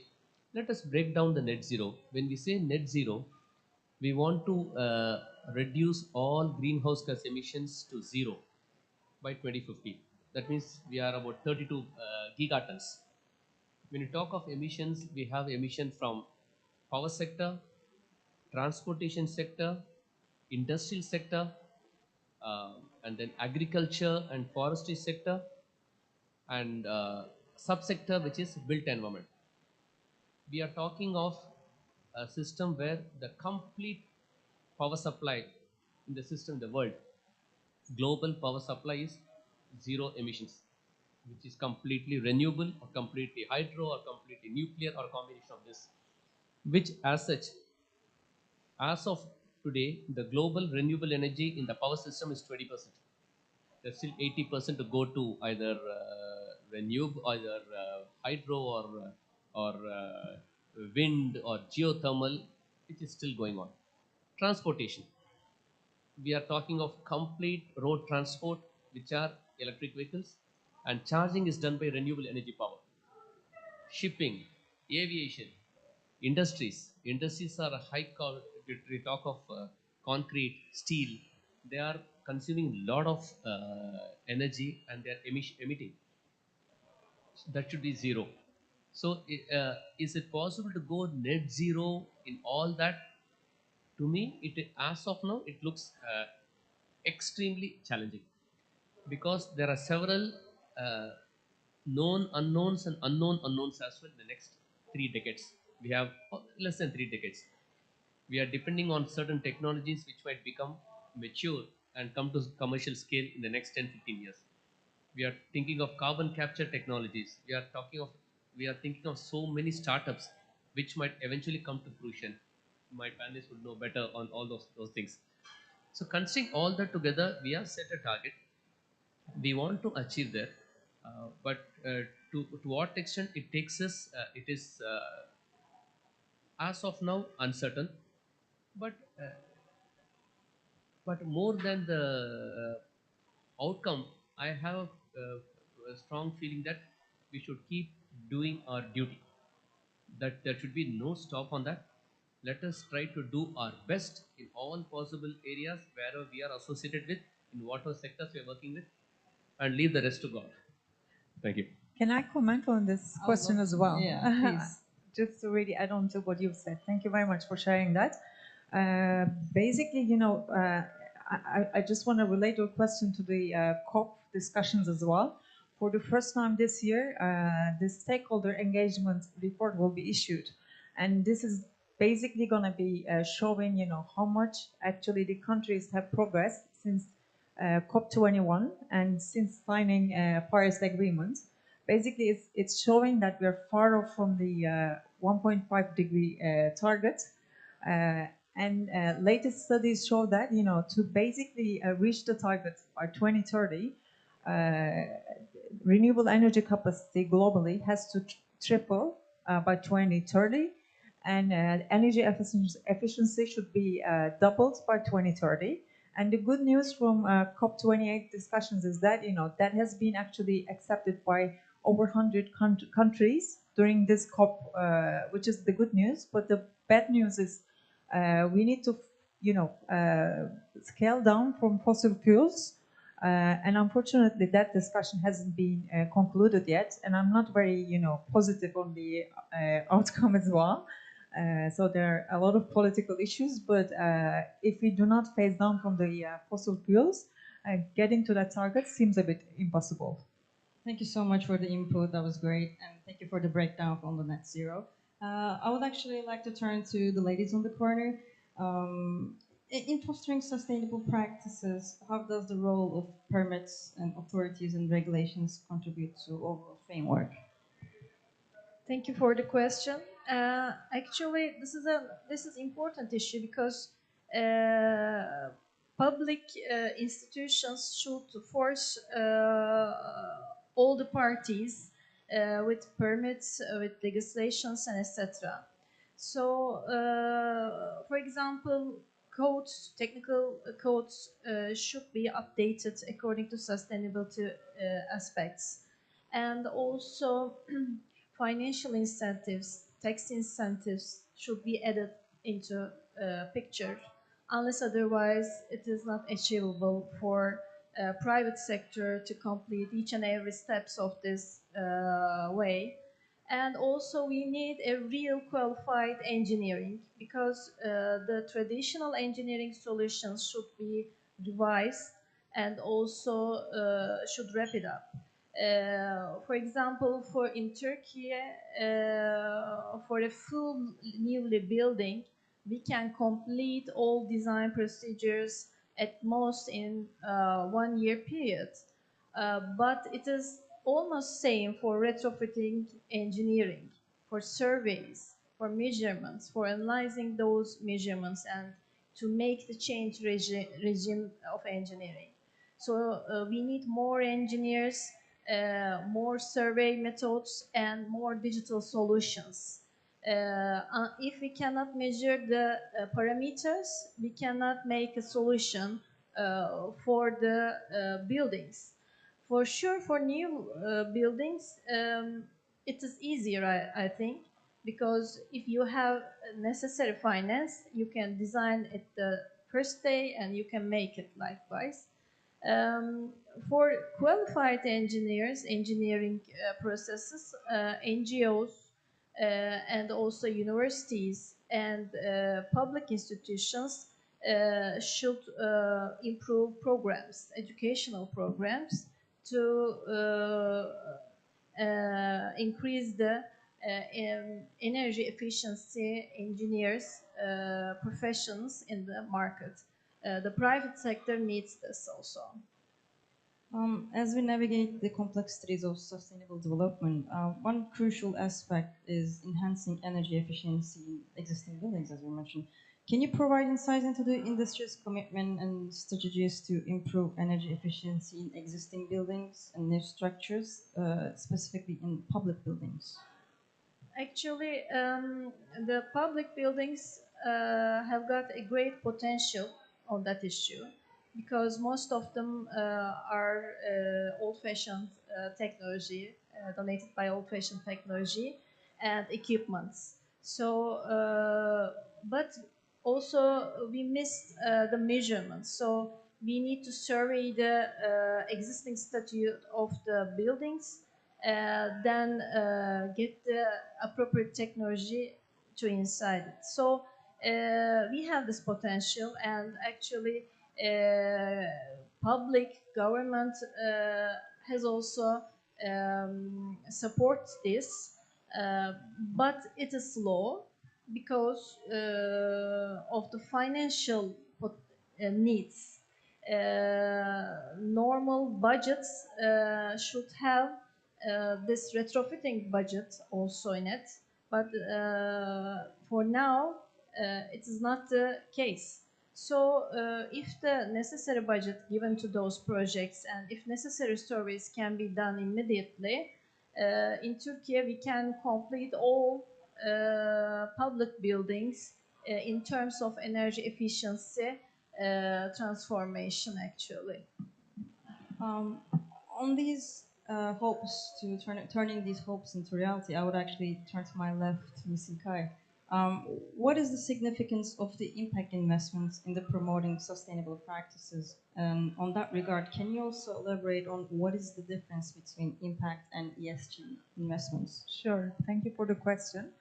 Well, this year, World Economic Forum defined the decade that we're going through is like a polycrisis decade, which means, you know, the uncertainty that we need to deal in the business world is very complex. You know, the risks are triggering, each other. It's very difficult to envisage, the future and sustainability in the context of, what we're talking in our daily lives is not really enough to solve the complex problems of today. So we need a mindset shift and really focus on the impact side. And by that I mean, sustaining what we have is not enough anymore. We really have to really focus on, people and planets with measurable impact and a good intention to start with. And to come to your questions regarding, what is the difference between ESG investing and impact investing, that's a very good question, because both terms are interchangeably used instead of each other, but they're not the same thing. One is more like a framework, the other one is more like a strategy. In ESG investments, you are basically using the ESG factors mostly to manage risks, but you don't have the intention of really having any impact. Of course, you're targeting financial returns. And when you come to the impact investing, of course, you're targeting financial returns, but firstly, to start with, you need to have the intention of creating positive impact on people and planet. That's the first start, and that's the first difference from the ESG investing. And then, when the intentionality is there, the second metric between the two investment models is measurement, impact measurement. You need to have the proper impact measurement systems and policies there, and throughout the project, actually measure your performance. And basically, impact investing has a more longer term view compared to the ESG investing, which really gives more comfort to the investors as well. That's why actually, in today's world, we are seeing a shift towards impact investing as well. Because we see basically the companies who have this impact, strategy embedded in their corporate strategies, they can manage the long-term risks better and actually provide better returns financially as well. Thank you very much. Yes, energy is a big player in carbon offsetting. However, I would like to address the carbon offsetting on design processes as well. I actually would like to turn to Eda on that. Can you highlight, alongside energy, what are the other sources of carbon emissions in buildings? Yeah, sure thing. Well, first of all, I would like to point out that we are not that optimistic when it comes to the current situation going on with the policies and the changes happening. But if we are looking forward to have this full transformation to net zero, we need to, as you have been addressing, we need to have this total transformation from energy to the production and the construction itself. So when we think of the other carbon emitters, building materials are one of those. We have to be considerate of the materials that we are using, because the end product, the energy comes when the product is ready. But if we are looking forward to total change, we have to start from the ground and from the materials.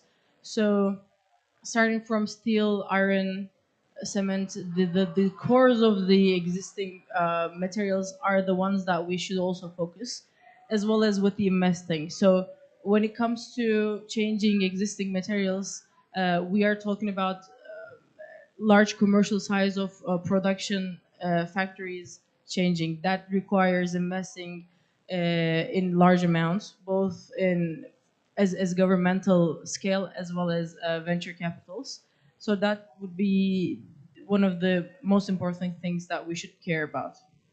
And how does AI have a transformative impact on existing buildings and new constructions? Well, from that point, imagine you're an architect or engineer. You have a limited time and budget to basically design and build any kind of project.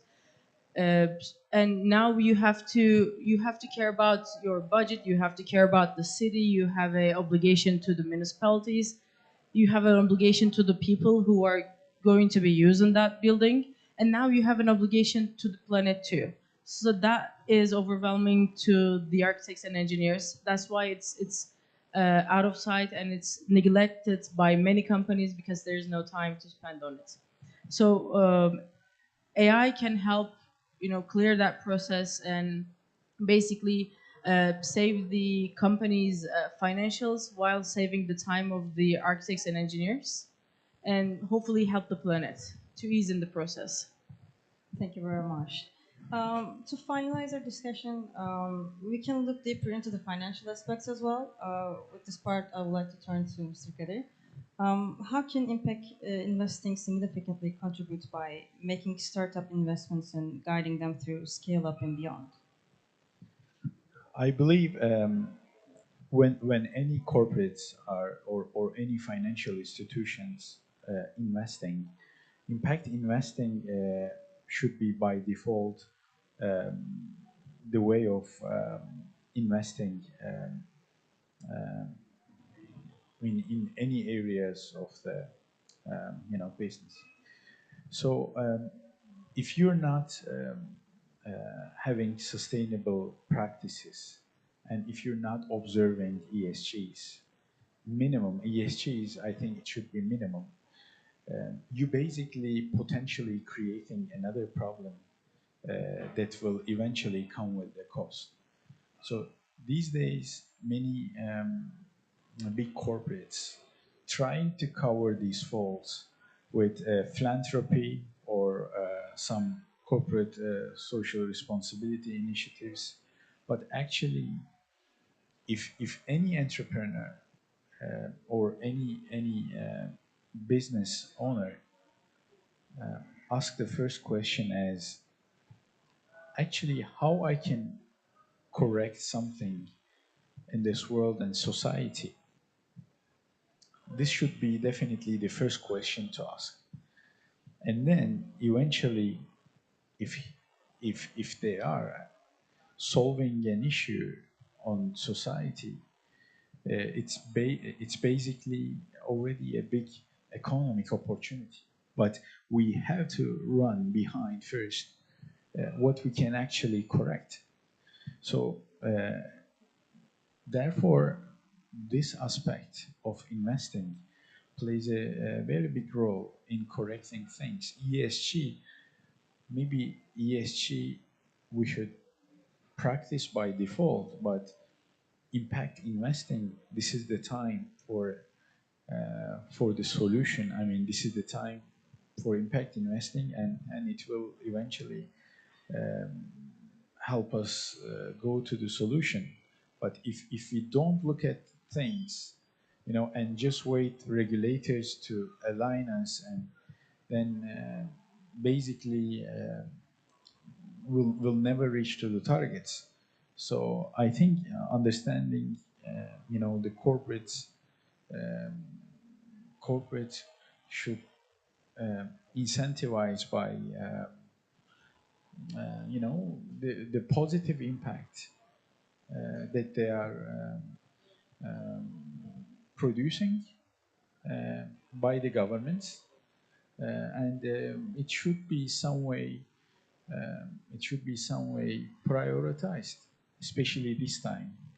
Otherwise, we'll struggle more, and it will not help achieve any solution. Thank you very much. As we draw near to the conclusion of this discussion on transforming architecture and engineering for a sustainable future, I just want to express my gratitude to our panelists, Dr. Jagan, Eda Erol, Gökçek Tanda, İlkay Demirda, and Kadir Güngör. Your insights and your works illuminated the path towards a more sustainable and resilient built environment. Now would be the time to engage in a meaningful dialogue with our panelists if you have any questions, or we would like to close it. Thank you all very much for coming also. Yeah, that we really all thank you all for joining us to find a way to a more greener and sustainable future, because this is the only planet that we have. Thank you. Thank you very much.